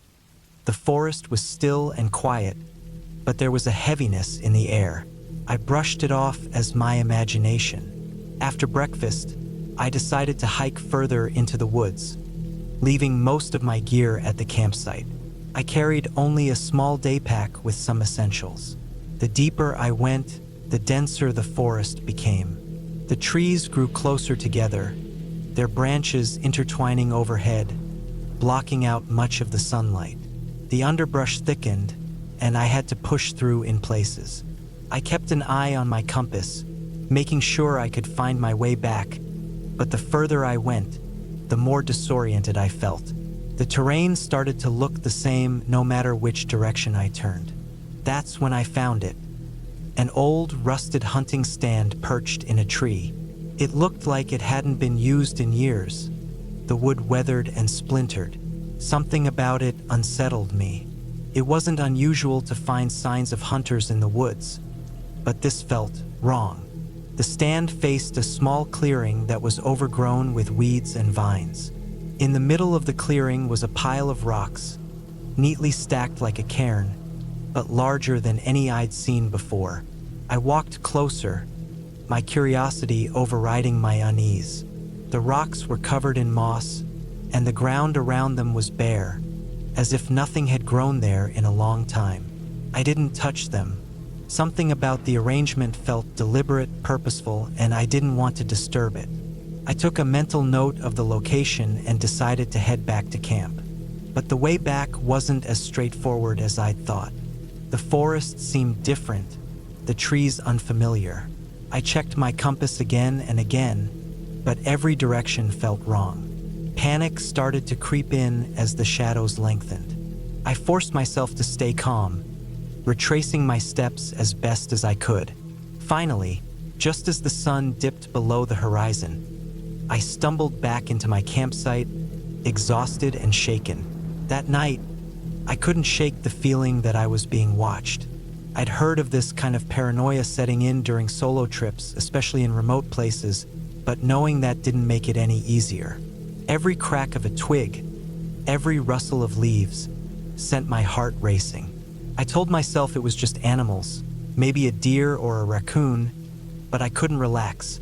I stayed up late, staring at the dying embers of the fire, until sleep finally overtook me. I woke up suddenly in the middle of the night, my heart pounding. The forest was silent, too silent. No wind, no insects, no distant hoots or howls. Just an oppressive, unnatural quiet. I lay still, listening, straining to hear anything. That's when I noticed the faint smell of smoke. Not the remnants of my fire, but something sharper, more acrid, like burnt plastic. I unzipped my tent and stepped outside. The forest was pitch black, the moon hidden behind clouds. The smell was stronger now, and I scanned the darkness, trying to pinpoint its source. My flashlight beam cut through the night, illuminating trees and shrubs, but nothing else. I circled the campsite, my nerves on edge. Then I saw it, a faint glow in the distance, deep in the woods. I hesitated. Every instinct told me to stay put, to wait until morning, but curiosity got the better of me. I grabbed my knife and started toward the light, moving as quietly as I could. The glow grew brighter as I approached, flickering like firelight. When I finally reached the source, I stopped in my tracks. It was another campsite, but it didn't look right. The tent was collapsed, half burned, its edges melted and warped.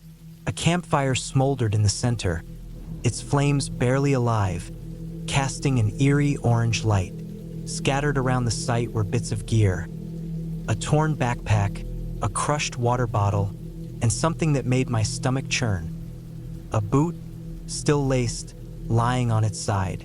It looked like it had been ripped from someone's foot.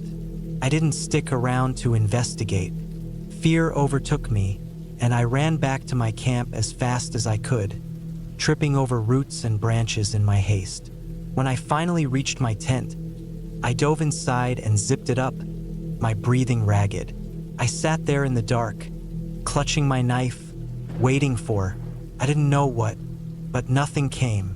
The rest of the night was a blur of anxiety and half-sleep. When dawn finally broke, I packed up my gear as quickly as I could. I didn't eat, didn't even filter more water. I just wanted to get out of those woods. As I started hiking back toward my car, I couldn't shake the feeling that I was being followed. Every so often, I'd stop and listen, but the forest was quiet, too quiet. It wasn't until I reached the edge of the woods and saw my car that I finally let out a breath I hadn't realized I'd been holding. I threw my pack into the back seat, started the engine, and didn't look back. As I drove away, I tried to make sense of what had happened. Maybe it was just an old campsite, abandoned and left to decay. Maybe the boot had been there for years. Maybe the feeling of being watched was all in my head. But I couldn't explain the glow, the smell of burning plastic, or the eerie silence that had settled over the forest. I couldn't shake the image of that cairn, standing alone in the clearing, or the boot lying abandoned by the smoldering fire. Even now, weeks later, I can't stop thinking about it. I haven't been camping since. The idea of stepping back into the woods fills me with a deep, primal dread. Whatever happened out there, whatever I saw, it was enough to remind me of one thing. The wilderness doesn't belong to us. It never did. It was supposed to be a peaceful weekend in the woods. I had been planning this solo camping trip for weeks, excited about the idea of disconnecting from the noise of the city and immersing myself in nature. I chose a spot deep in the forest, far away from any established campground. I wanted solitude, just me, my tent, and the wilderness. The drive out there took me about 3 hours, and as I navigated the winding roads leading to the trailhead, I felt a sense of freedom wash over me. My car was packed with all the essentials: a sturdy tent, a sleeping bag rated for colder nights, enough food and water for a few days, and a first aid kit just in case. I had even gone the extra mile and brought a portable GPS device, though I intended to rely mostly on my map and compass. I wanted this trip to feel authentic. The trailhead was deserted when I arrived. I parked my car, shouldered my backpack, and set off into the woods. The air was crisp, carrying the faint scent of pine and earth.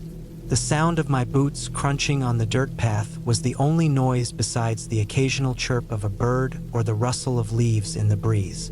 It felt good to be out here, away from the constant hum of city life. After a couple of hours of hiking, I found a clearing that seemed perfect for setting up camp. It was flat, surrounded by tall trees, and there was a small stream nearby for water. I pitched my tent, gathered some dry wood for a campfire, and settled in. By the time the sun dipped below the horizon, I had a small fire crackling in front of me, casting flickering shadows on the surrounding trees. I cooked a simple meal of dehydrated food and sat back to enjoy the quiet. The first night passed without incident. I woke up early the next morning, refreshed and eager to explore the area. I spent the day hiking further into the forest, following animal trails and taking in the scenery. The woods were alive with activity. Squirrels darted up trees, birds flitted between branches, and occasionally I'd hear the distant rustle of something larger moving through the underbrush. It was peaceful, exactly what I had been craving. By late afternoon, I returned to my campsite, tired but satisfied. I had covered a lot of ground and seen some beautiful sights, including a hidden waterfall that wasn't marked on my map. I spent the evening much like the first, cooking dinner over the fire and watching the stars emerge one by one. The night sky out here was breathtaking, free from the light pollution of the city. It wasn't until the second night that I started feeling uneasy. It began subtly, with little things that I might have ignored if I hadn't been alone. As I lay in my tent, the faint rustling of leaves outside seemed louder than it had the night before. Every creak of a branch or snap of a twig set my nerves on edge. I told myself it was just animals, raccoons or deer maybe, but the feeling of unease lingered.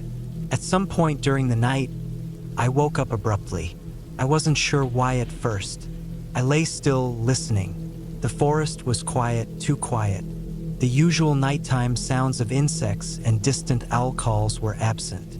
Then I heard it, a faint, rhythmic crunching sound, like footsteps on dry leaves.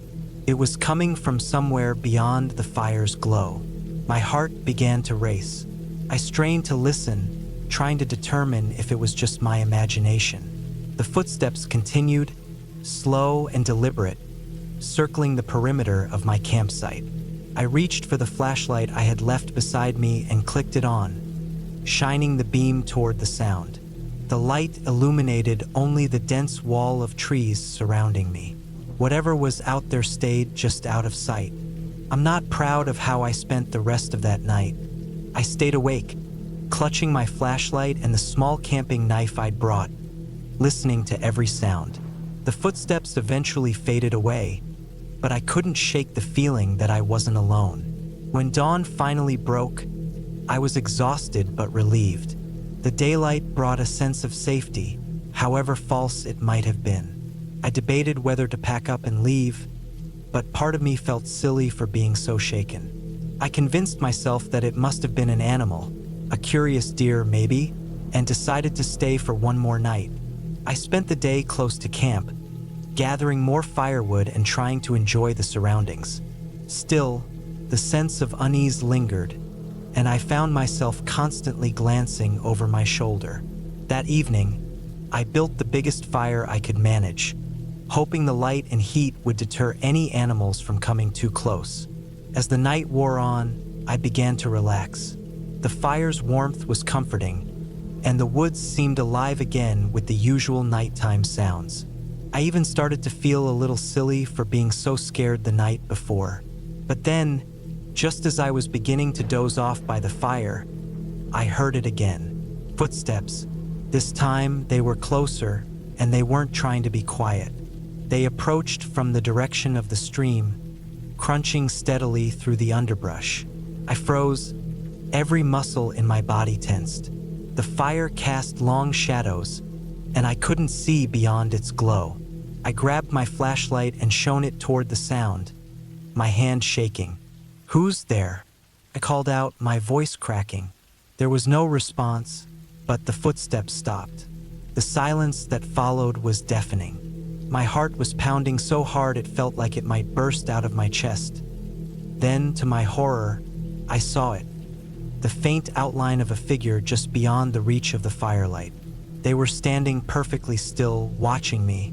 I couldn't make out any details, but the shape was unmistakable. A person. My mind raced. Who were they? What did they want? Why hadn't they said anything? I didn't wait to find out.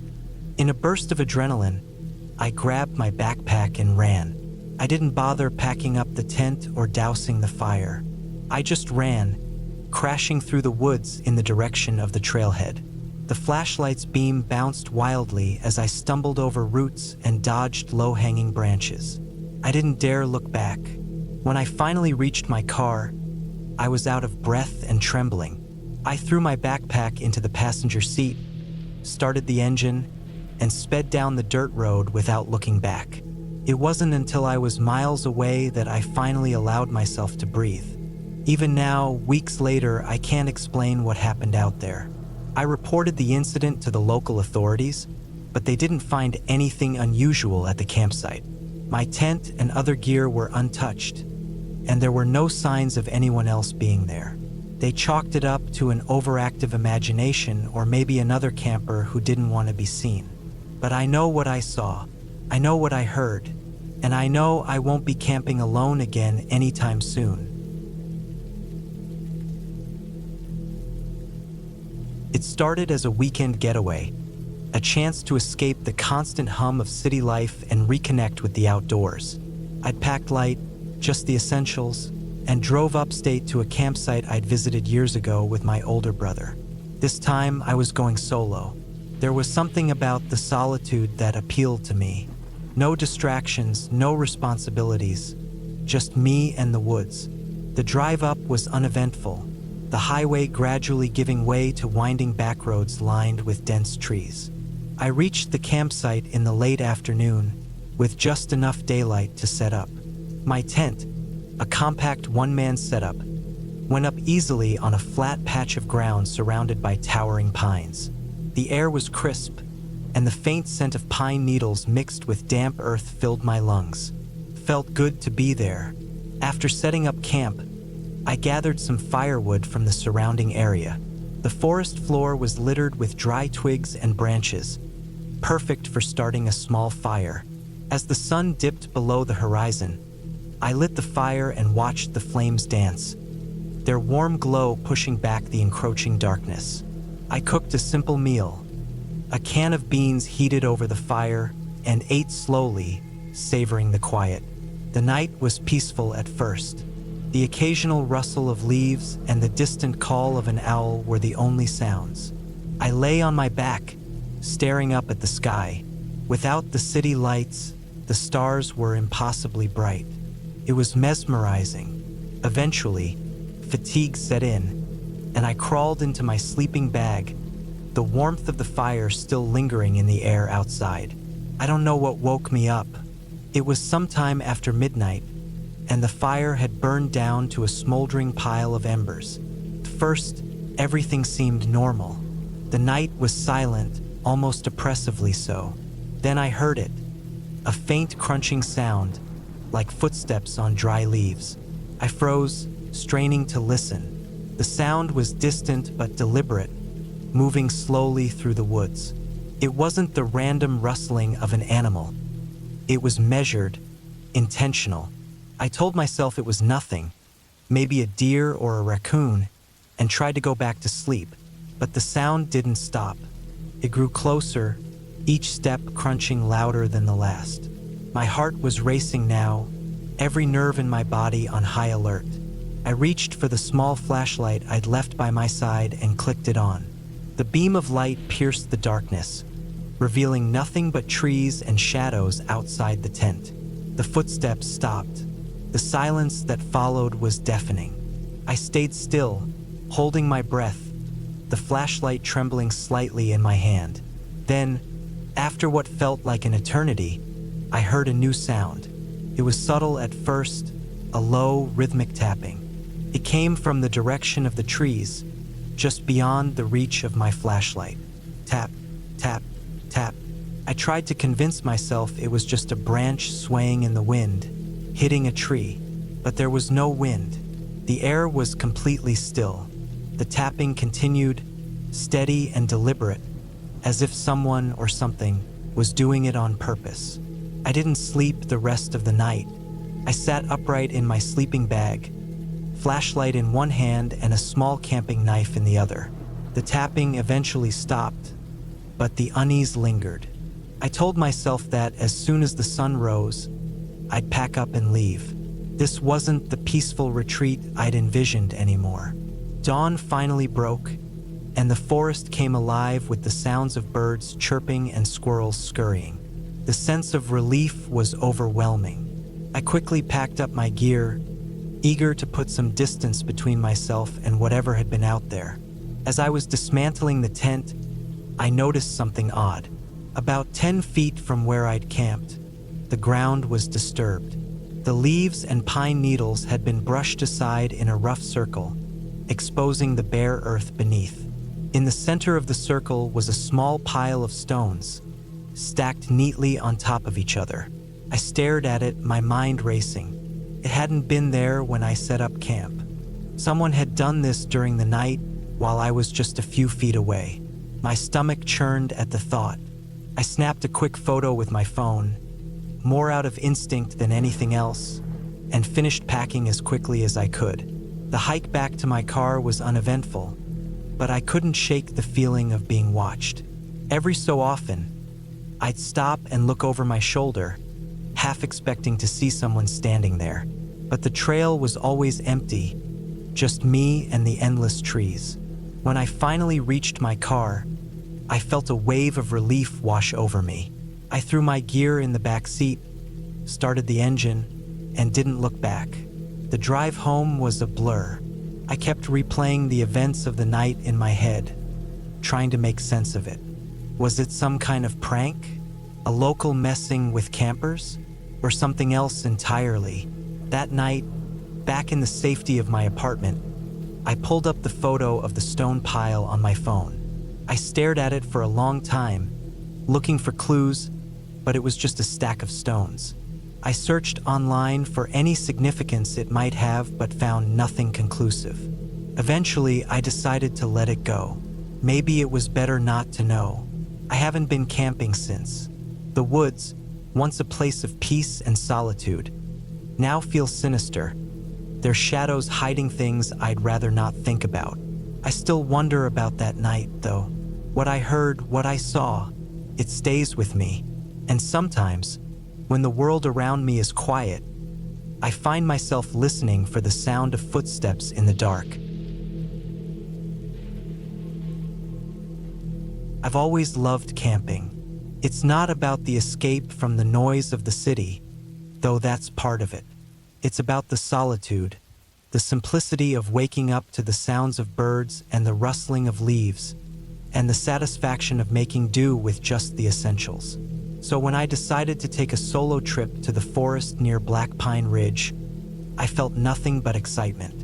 I'd been there once before with a group of friends, but this time, I wanted the silence. Just me, the trees, and the open sky. I packed my gear meticulously: tent, sleeping bag, stove, a good knife, plenty of food, water filtration equipment, and a first aid kit. I checked the weather forecast, and it was supposed to be clear for the next 3 days. Perfect. The trailhead was about a 3-hour drive from home, and I got there around mid-morning. The parking lot was nearly empty, just one other car. That's exactly what I was hoping for. I slung my backpack over my shoulders and started up the trail. It wasn't particularly strenuous, but it had its moments. The path wound through dense forest, occasionally opening up to breathtaking views of the valley below. The air smelled of pine and earth, and the only sounds were the crunch of my boots on the dirt and the occasional chirp of a bird. By early afternoon, I reached the spot I'd marked on my map, a small clearing beside a creek. The sunlight filtered through the trees, casting dappled shadows on the ground. It was beautiful and remote. I set up my tent near the edge of the clearing, with the creek just a short walk away. After a quick meal, I spent the rest of the day exploring the area and gathering firewood. The first night was uneventful. I lay in my sleeping bag, listening to the soft gurgle of the creek and the occasional rustle of leaves outside the tent. I drifted off easily, feeling completely at peace. The second day started much the same. I made coffee on my portable stove, ate breakfast, and then decided to take a longer hike to a nearby ridge. The climb was steep, but the view was worth it. An uninterrupted panorama of forested hills stretching as far as the eye could see. I lingered there for a while, taking it all in before heading back to camp. It was late afternoon when I got back, and I noticed something strange. My campsite didn't look quite the way I'd left it. The tent was still there, and nothing was obviously missing, but I had a nagging feeling that something was off. My gear seemed slightly rearranged, as if someone had been through it. I tried to shake off the feeling, telling myself I was just imagining things. Maybe I'd been more careless with my stuff than I realized. That evening, I built a fire and cooked dinner. The woods felt different now, quieter, almost unnaturally so. The usual background hum of insects and birds had faded, leaving an uneasy silence. I told myself it was just my imagination again, fueled by the earlier sense of unease. Still, I kept my knife close as I sat by the fire that I didn't sleep well that night. I kept waking up, heart pounding, convinced I'd heard something outside the tent. Every time, I'd lie still, straining to hear, but there was nothing, just the occasional rustle of leaves in the wind. Eventually, I fell into a restless sleep. The next morning, I found footprints near my tent. They weren't mine. They were larger, booted, and fresh. My stomach dropped. Someone had been here, walking around my campsite while I slept. I felt a chill that had nothing to do with the crisp morning air. I tried to think rationally. Maybe it was a ranger checking the area, or another hiker who'd stumbled upon my campsite and decided not to disturb me. But why would they walk so close to my tent in the middle of the night? And why hadn't they said anything? I debated packing up and leaving right then, but part of me didn't want to overreact. This was public land, after all. I had as much right to be here as anyone else. Still, I couldn't shake the unease. I decided to stay one more night, but to be extra cautious. I spent the day sticking close to camp, keeping an eye on my surroundings. I made sure all my gear was packed and ready to go at a moment's notice, just in case. That evening, As the sun dipped below the horizon, I built a fire again. The silence was oppressive now. I kept looking over my shoulder, scanning the darkening woods for any sign of movement. When I finally crawled into my tent, I made sure my knife was within easy reach. I didn't sleep much. Around midnight, I heard it, the unmistakable sound of footsteps, slow, deliberate, and close. My heart raced as I lay there, barely breathing. The steps circled the tent, pausing occasionally, as if whoever it was listening or waiting. Then came the sound of something being dragged. It was faint at first, but it grew louder, closer. I couldn't tell what it was, but it sent a jolt of adrenaline through me. I gripped my knife tightly, trying to decide what to do. Confronting whoever was out there seemed like a terrible idea, but staying put felt just as dangerous. After what felt like an eternity, the noises stopped. I lay there, muscles tense, for what must have been hours, until the first light of dawn seeped through the fabric of the tent. When I finally mustered the courage to step outside, my stomach turned. The firewood I'd gathered the day before was scattered across the clearing. My food bag, which I'd hung from a tree to keep it away from animals, was slashed open, the contents spilled on the ground.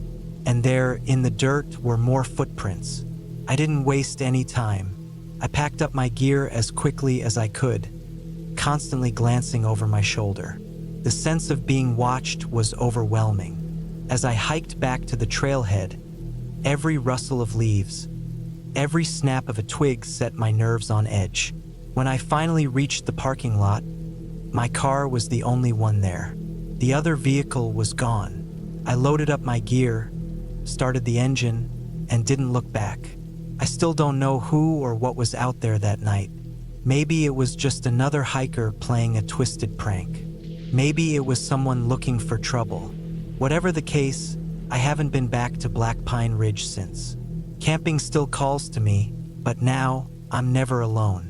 The wilderness is beautiful, but it's also unforgiving. And sometimes the scariest thing out there is other people. It was late autumn when I decided to head out to the woods for a solo camping trip. I needed a break from the noise of the city and the endless demands of work. The idea of being alone in the wilderness, surrounded by nothing but the sounds of nature, felt like the perfect escape. I had my gear ready, a sturdy tent, a sleeping bag rated for cold weather, plenty of food and water, a flashlight, a first aid kit, and a portable stove. Everything was packed neatly into my backpack. The trail I chose was in a national forest about 3 hours from my apartment. It wasn't a well-known spot, which was part of its appeal. The fewer people I encountered, the better. The trailhead parking lot was nearly empty when I arrived, just a couple of other cars. After locking my car, I adjusted my backpack, double-checked my map, and started walking. The hike to my planned campsite was about 6 miles. The trail wound through dense woods, the trees tall and bare, their branches clawing at the sky. The ground was a mix of damp leaves and patches of moss, and the air carried a crisp chill that hinted at the approaching winter. Every step I took was accompanied by the crunch of leaves underfoot. It was peaceful. The only sounds were the occasional rustle of leaves, the chirp of birds, and the faint trickle of a stream somewhere in the distance. After about 2 hours of hiking, I reached a small clearing near a creek. It was perfect, flat ground for the tent, easy access to water, and enough distance from the trail to feel truly secluded. I set up camp methodically, unpacking my gear and pitching the tent. By the time I had everything in place, the sun was starting to dip lower in the sky. The shadows grew longer, stretching across the clearing like fingers. I gathered some firewood from the surrounding area, breaking off dry branches and stacking them neatly. Once I had enough, I built a small fire pit with rocks and got the fire going. The warmth was welcome as the temperature began to drop. I sat by the fire, eating a simple meal of instant noodles and jerky, the steam from my mug of tea rising into the cool night air. The first night passed uneventfully. I slept deeply, lulled by the sound of the creek and the occasional hoot of an owl. When I woke, the sun was already filtering through the trees, casting dappled patterns on the tent walls. I felt refreshed and ready to explore. I decided to spend the day hiking further up the trail, leaving most of my gear at the campsite to lighten my load. The trail grew narrower and more rugged as I climbed higher into the hills. The trees here were even denser, their trunks thick and gnarled. I stopped occasionally to take in the scenery or snap a photo. At one point, I spotted a deer grazing in a small meadow, its ears twitching as it listened for danger. It was moments like these that made the trip worth it. As the afternoon wore on, I decided to head back to camp. The descent was quicker, but I couldn't shake the feeling that I was being watched. I'd pause occasionally, turning to scan the woods, but there was nothing there, just trees and shadows. I chalked it up to my imagination. After all, being alone in the wilderness could play tricks on your mind. When I returned to the campsite, everything was as I'd left it. I added more wood to the fire pit and started preparing dinner. As night fell, the forest grew eerily silent. Even the creek seemed quieter. I told myself it was normal, that animals were simply settling down for the night, but the quiet felt oppressive. That's when I heard it, a faint rustling in the bushes on the far side of the clearing. I froze, my hand tightening around the knife I'd been using to cut vegetables. The sound stopped, and I strained my ears, listening for any sign of movement. After a few tense moments, I decided it was probably a squirrel or some other small animal. Still, I couldn't shake the unease that had settled in my chest. I finished eating and retreated to my tent, zipping it up tightly. Sleep didn't come easily. Every little noise outside seemed amplified, each crack of a branch or rustle of leaves sending a jolt of adrenaline through me. I reminded myself that the woods were full of harmless creatures and that I was overreacting. Around midnight, I woke to the sound of footsteps. They were faint but deliberate, crunching through the leaves just beyond the clearing. My heart pounded in my chest as I lay still, barely daring to breathe. The footsteps circled the campsite, slow and measured. I reached for my flashlight and knife, my fingers trembling. When the sound stopped, I waited for what felt like hours, every muscle in my body tense. Eventually, exhaustion won out, and I drifted back to sleep. The next morning, I stepped out of the tent cautiously, scanning the area. There were no signs of anyone or anything unusual. No footprints, no disturbed foliage. I tried to convince myself that I'd imagined it, that it had been a dream, but the unease lingered, a gnawing feeling in the pit of my stomach. I spent the day close to camp, gathering more firewood and trying to distract myself with small tasks. As the sun set, painting the sky in hues of orange and pink, I told myself that it was just one more night. I'd pack up and head home in the morning. That night, the footsteps returned. This time, they were louder, closer. I sat up in my tent, clutching the knife and flashlight, my heart racing. The footsteps stopped right outside the tent. I held my breath, every nerve in my body screaming. Then, slowly, they moved away, fading into the distance that I didn't sleep the rest of the night. As soon as dawn broke, I packed up my gear as quickly as I could, my hands shaking. I wanted to get out of there, to put as much distance between myself and that place as possible. The hike back to the car was a blur. I kept looking over my shoulder, half expecting to see someone following me, but the trail remained empty. When I finally reached the parking lot, I felt a wave of relief wash over me. My car was just as I'd left it, and I wasted no time throwing my gear in the trunk and locking the doors. As I pulled onto the road, I glanced in the rearview mirror, half expecting to see someone standing at the edge of the woods, watching me leave.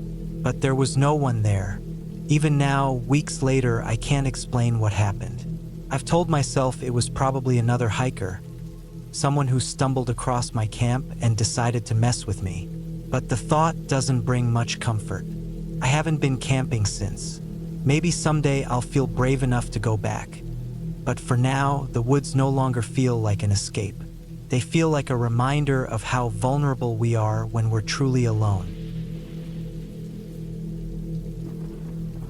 The air was crisp and sharp as I stepped out of my truck, the gravel crunching under my boots. The smell of pine was thick in the air, mingling with the faint dampness from the river that wound its way a short distance from the campsite. It was my first solo camping trip, something I'd always wanted to do but never found the time for. Now, standing alone in the fading light of late afternoon, I wondered if I'd made the right choice. The campsite was remote, far off the beaten path. I'd found it after hours of driving through twisting forest roads, following vague directions from a blog post. The area was isolated just as I'd hoped. No cell service, no other campers in sight. Just me and the wilderness. It was exactly what I needed. A break from the constant noise of my life, the emails, the deadlines, the incessant buzz of people around me. I started setting up my tent, the process oddly calming. The repetitive motions of assembling poles and stretching fabric grounded me in a way I hadn't felt in a long time. When the tent was finally standing, I unrolled my sleeping bag and arranged my gear inside. My camping stove and food supplies were next, laid out methodically on the picnic table that looked like it hadn't been used in years. The wood was splintered and worn, moss creeping up one of the legs. A fitting setting for my adventure. By the time I finished, the sun had dipped below the treetops, casting long shadows that danced and shifted as the wind rustled the leaves. I built a fire, its warm light pushing back the encroaching darkness. Sitting there, watching the flames crackle and pop, I felt a sense of peace, the kind that only comes when you're truly alone, with nothing but your thoughts and the sounds of nature for company.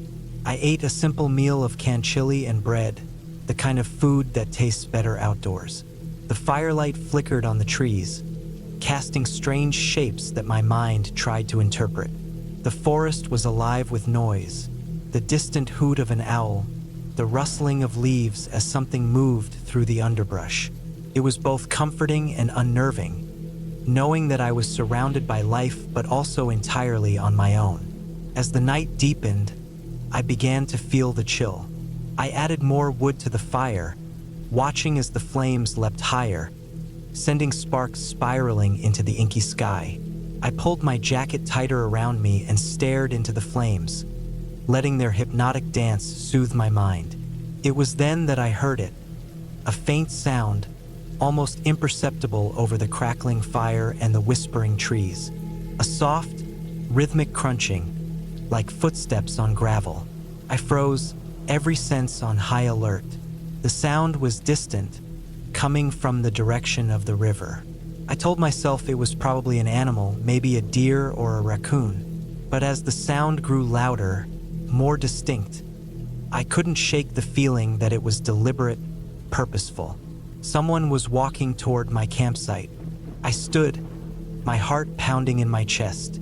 The firelight suddenly seemed too bright, too revealing. I moved to the edge of the light, peering into the darkness beyond. The footsteps stopped. The silence was deafening, broken only by the crackle of the fire and the distant rush of the river. I waited, my breath shallow, straining to hear anything else. But there was nothing, just the quiet of the forest.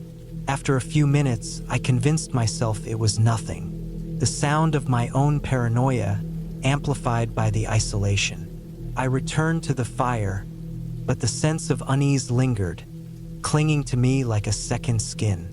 I decided to call it a night, dousing the fire and retreating to the relative safety of my tent. Inside, I zipped up the tent flap and crawled into my sleeping bag. The thin nylon walls felt flimsy, offering little comfort against the vastness of the dark forest. I lay there, staring up at the ceiling, listening intently. The sounds of the forest seemed louder now, more intrusive. Every snap of a twig or rustle of leaves made me flinch. Sleep came in fits and starts, my mind replaying the sound of those footsteps over and over. I told myself I was imagining things, that I was safe, but deep down I knew I wasn't entirely convinced. At some point during the night, I woke to a noise that made my blood run cold. A faint scraping sound, like something being dragged across the ground. It was close, too close. I lay there, my heart hammering in my chest, every muscle in my body tense. The sound moved around the campsite, circling, deliberate. I held my breath, praying it would go away, but it didn't.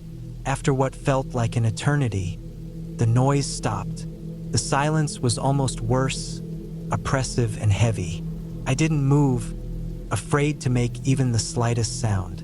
Hours passed, or maybe just minutes. Time had lost all meaning. Eventually, exhaustion overtook me, and I slipped into a restless sleep. When I woke, it was to the pale light of dawn filtering through the tent. For a moment, I lay there, unsure if the events of the night had been real or just a vivid nightmare. But as I unzipped the tent and stepped outside, the truth became painfully clear. The campsite was a mess. My supplies had been rummaged through, food scattered across the ground. The picnic table had deep gouges in its surface, as if something sharp had been dragged across it. My heart sank as I took in the scene. This wasn't the work of an animal.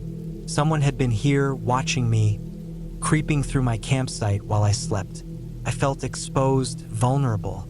The sense of peace I'd felt the day before was gone, replaced by a gnawing fear. I packed up quickly, my hands shaking as I stuffed my gear into my backpack. The thought of spending another night out here was unbearable. As I loaded my gear into the truck, I noticed something that made my stomach drop. On the ground, just outside the ring of the firelight, were footprints. Human footprints, leading away from the campsite and disappearing into the forest. I stood there, staring at them, the implications sinking in. Whoever had been here had been watching me for longer than I'd realized. I climbed into the truck, locking the doors behind me. The engine roared to life, shattering the silence. As I drove away, I couldn't shake the feeling of being watched, of unseen eyes following me as I navigated the winding forest roads.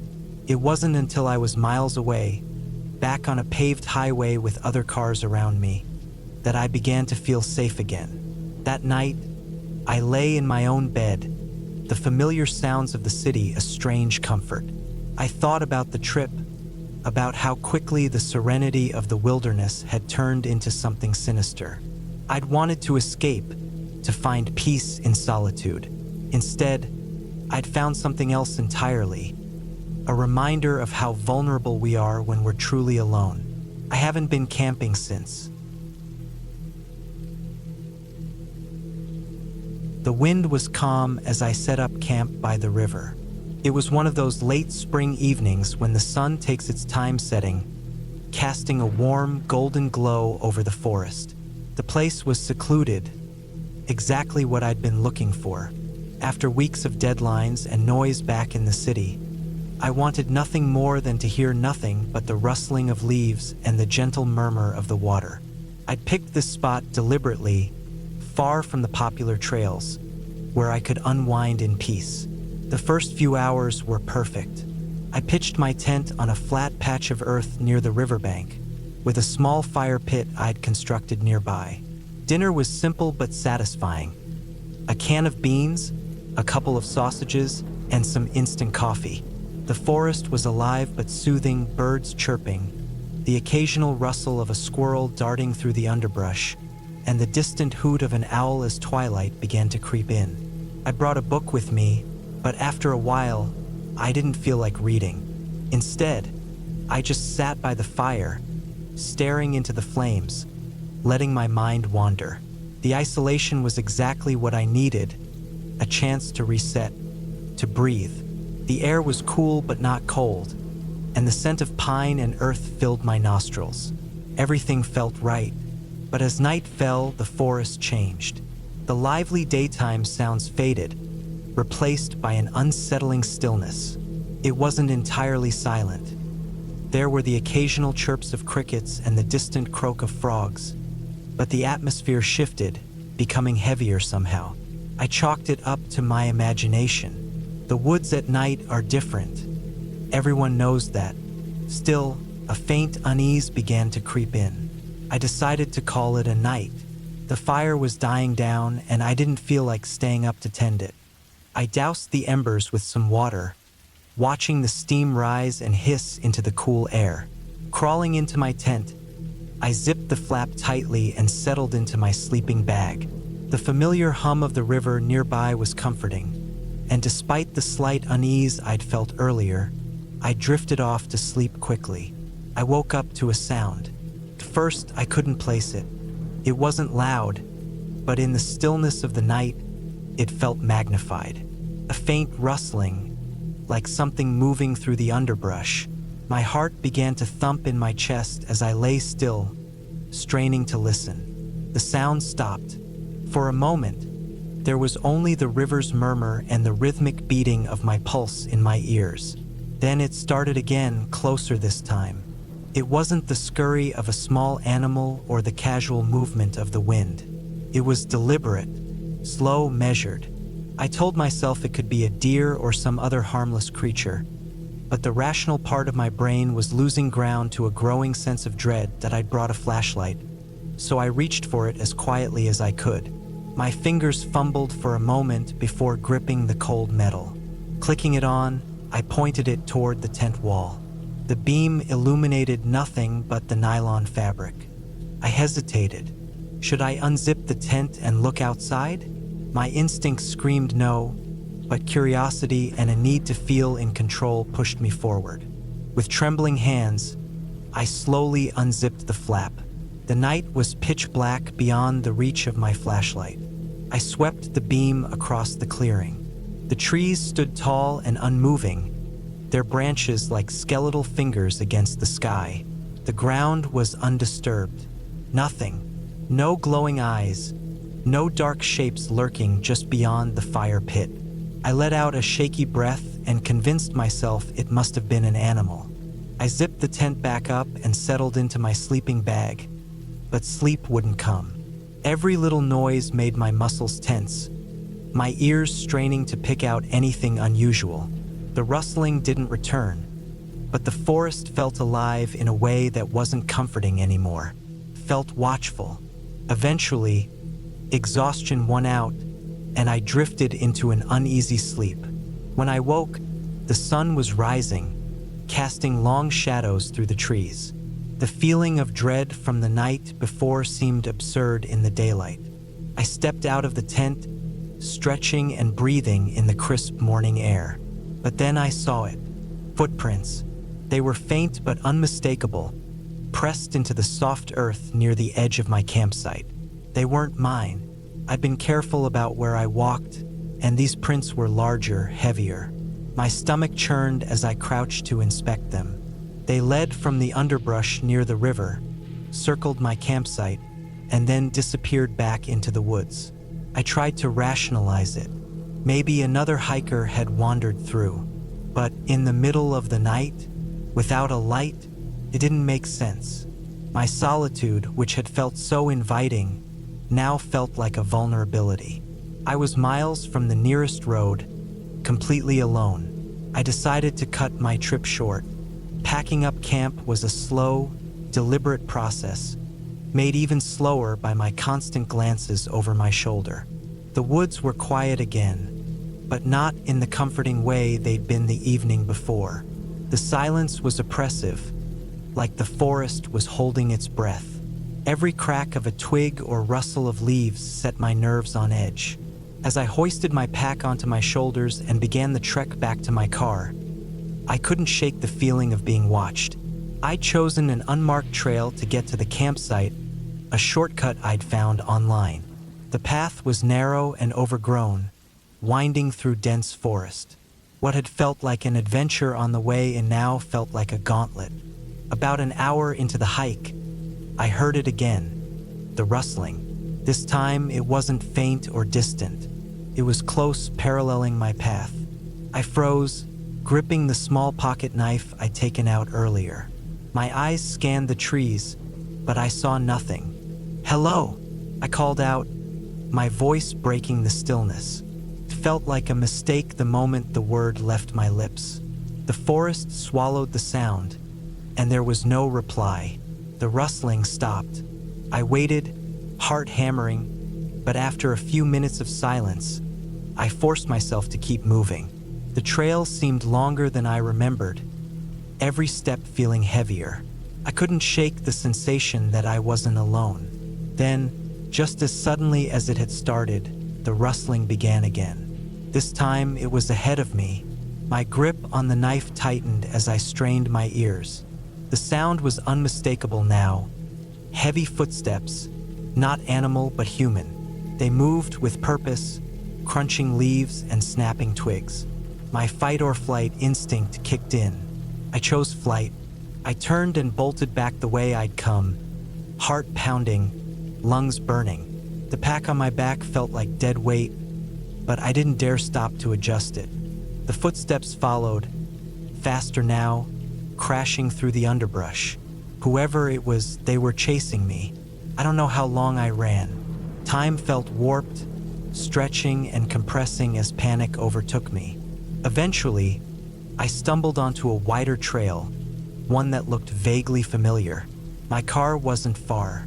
I pushed myself harder, legs screaming in protest.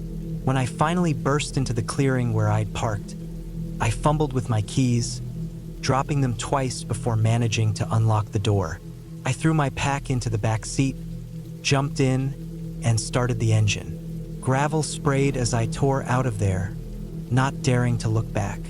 It wasn't until I was miles away, back on the main road, that I allowed myself to breathe. My hands were trembling on the steering wheel, my mind racing with what had happened. Who had been out there? What did they want? I didn't have answers, and I wasn't sure I wanted them. I never went back to that part of the forest. I told myself it was just an unfortunate encounter, a coincidence, but deep down, I knew it was more than that. The solitude I'd once craved now felt like a trap, a vulnerability I couldn't afford. From then on, I stuck to well-traveled trails and campsites with other people around. The memory of that night stayed with me, a reminder that the wilderness isn't just beautiful and serene. It can also be dangerous, and sometimes it's not the animals you have to worry about.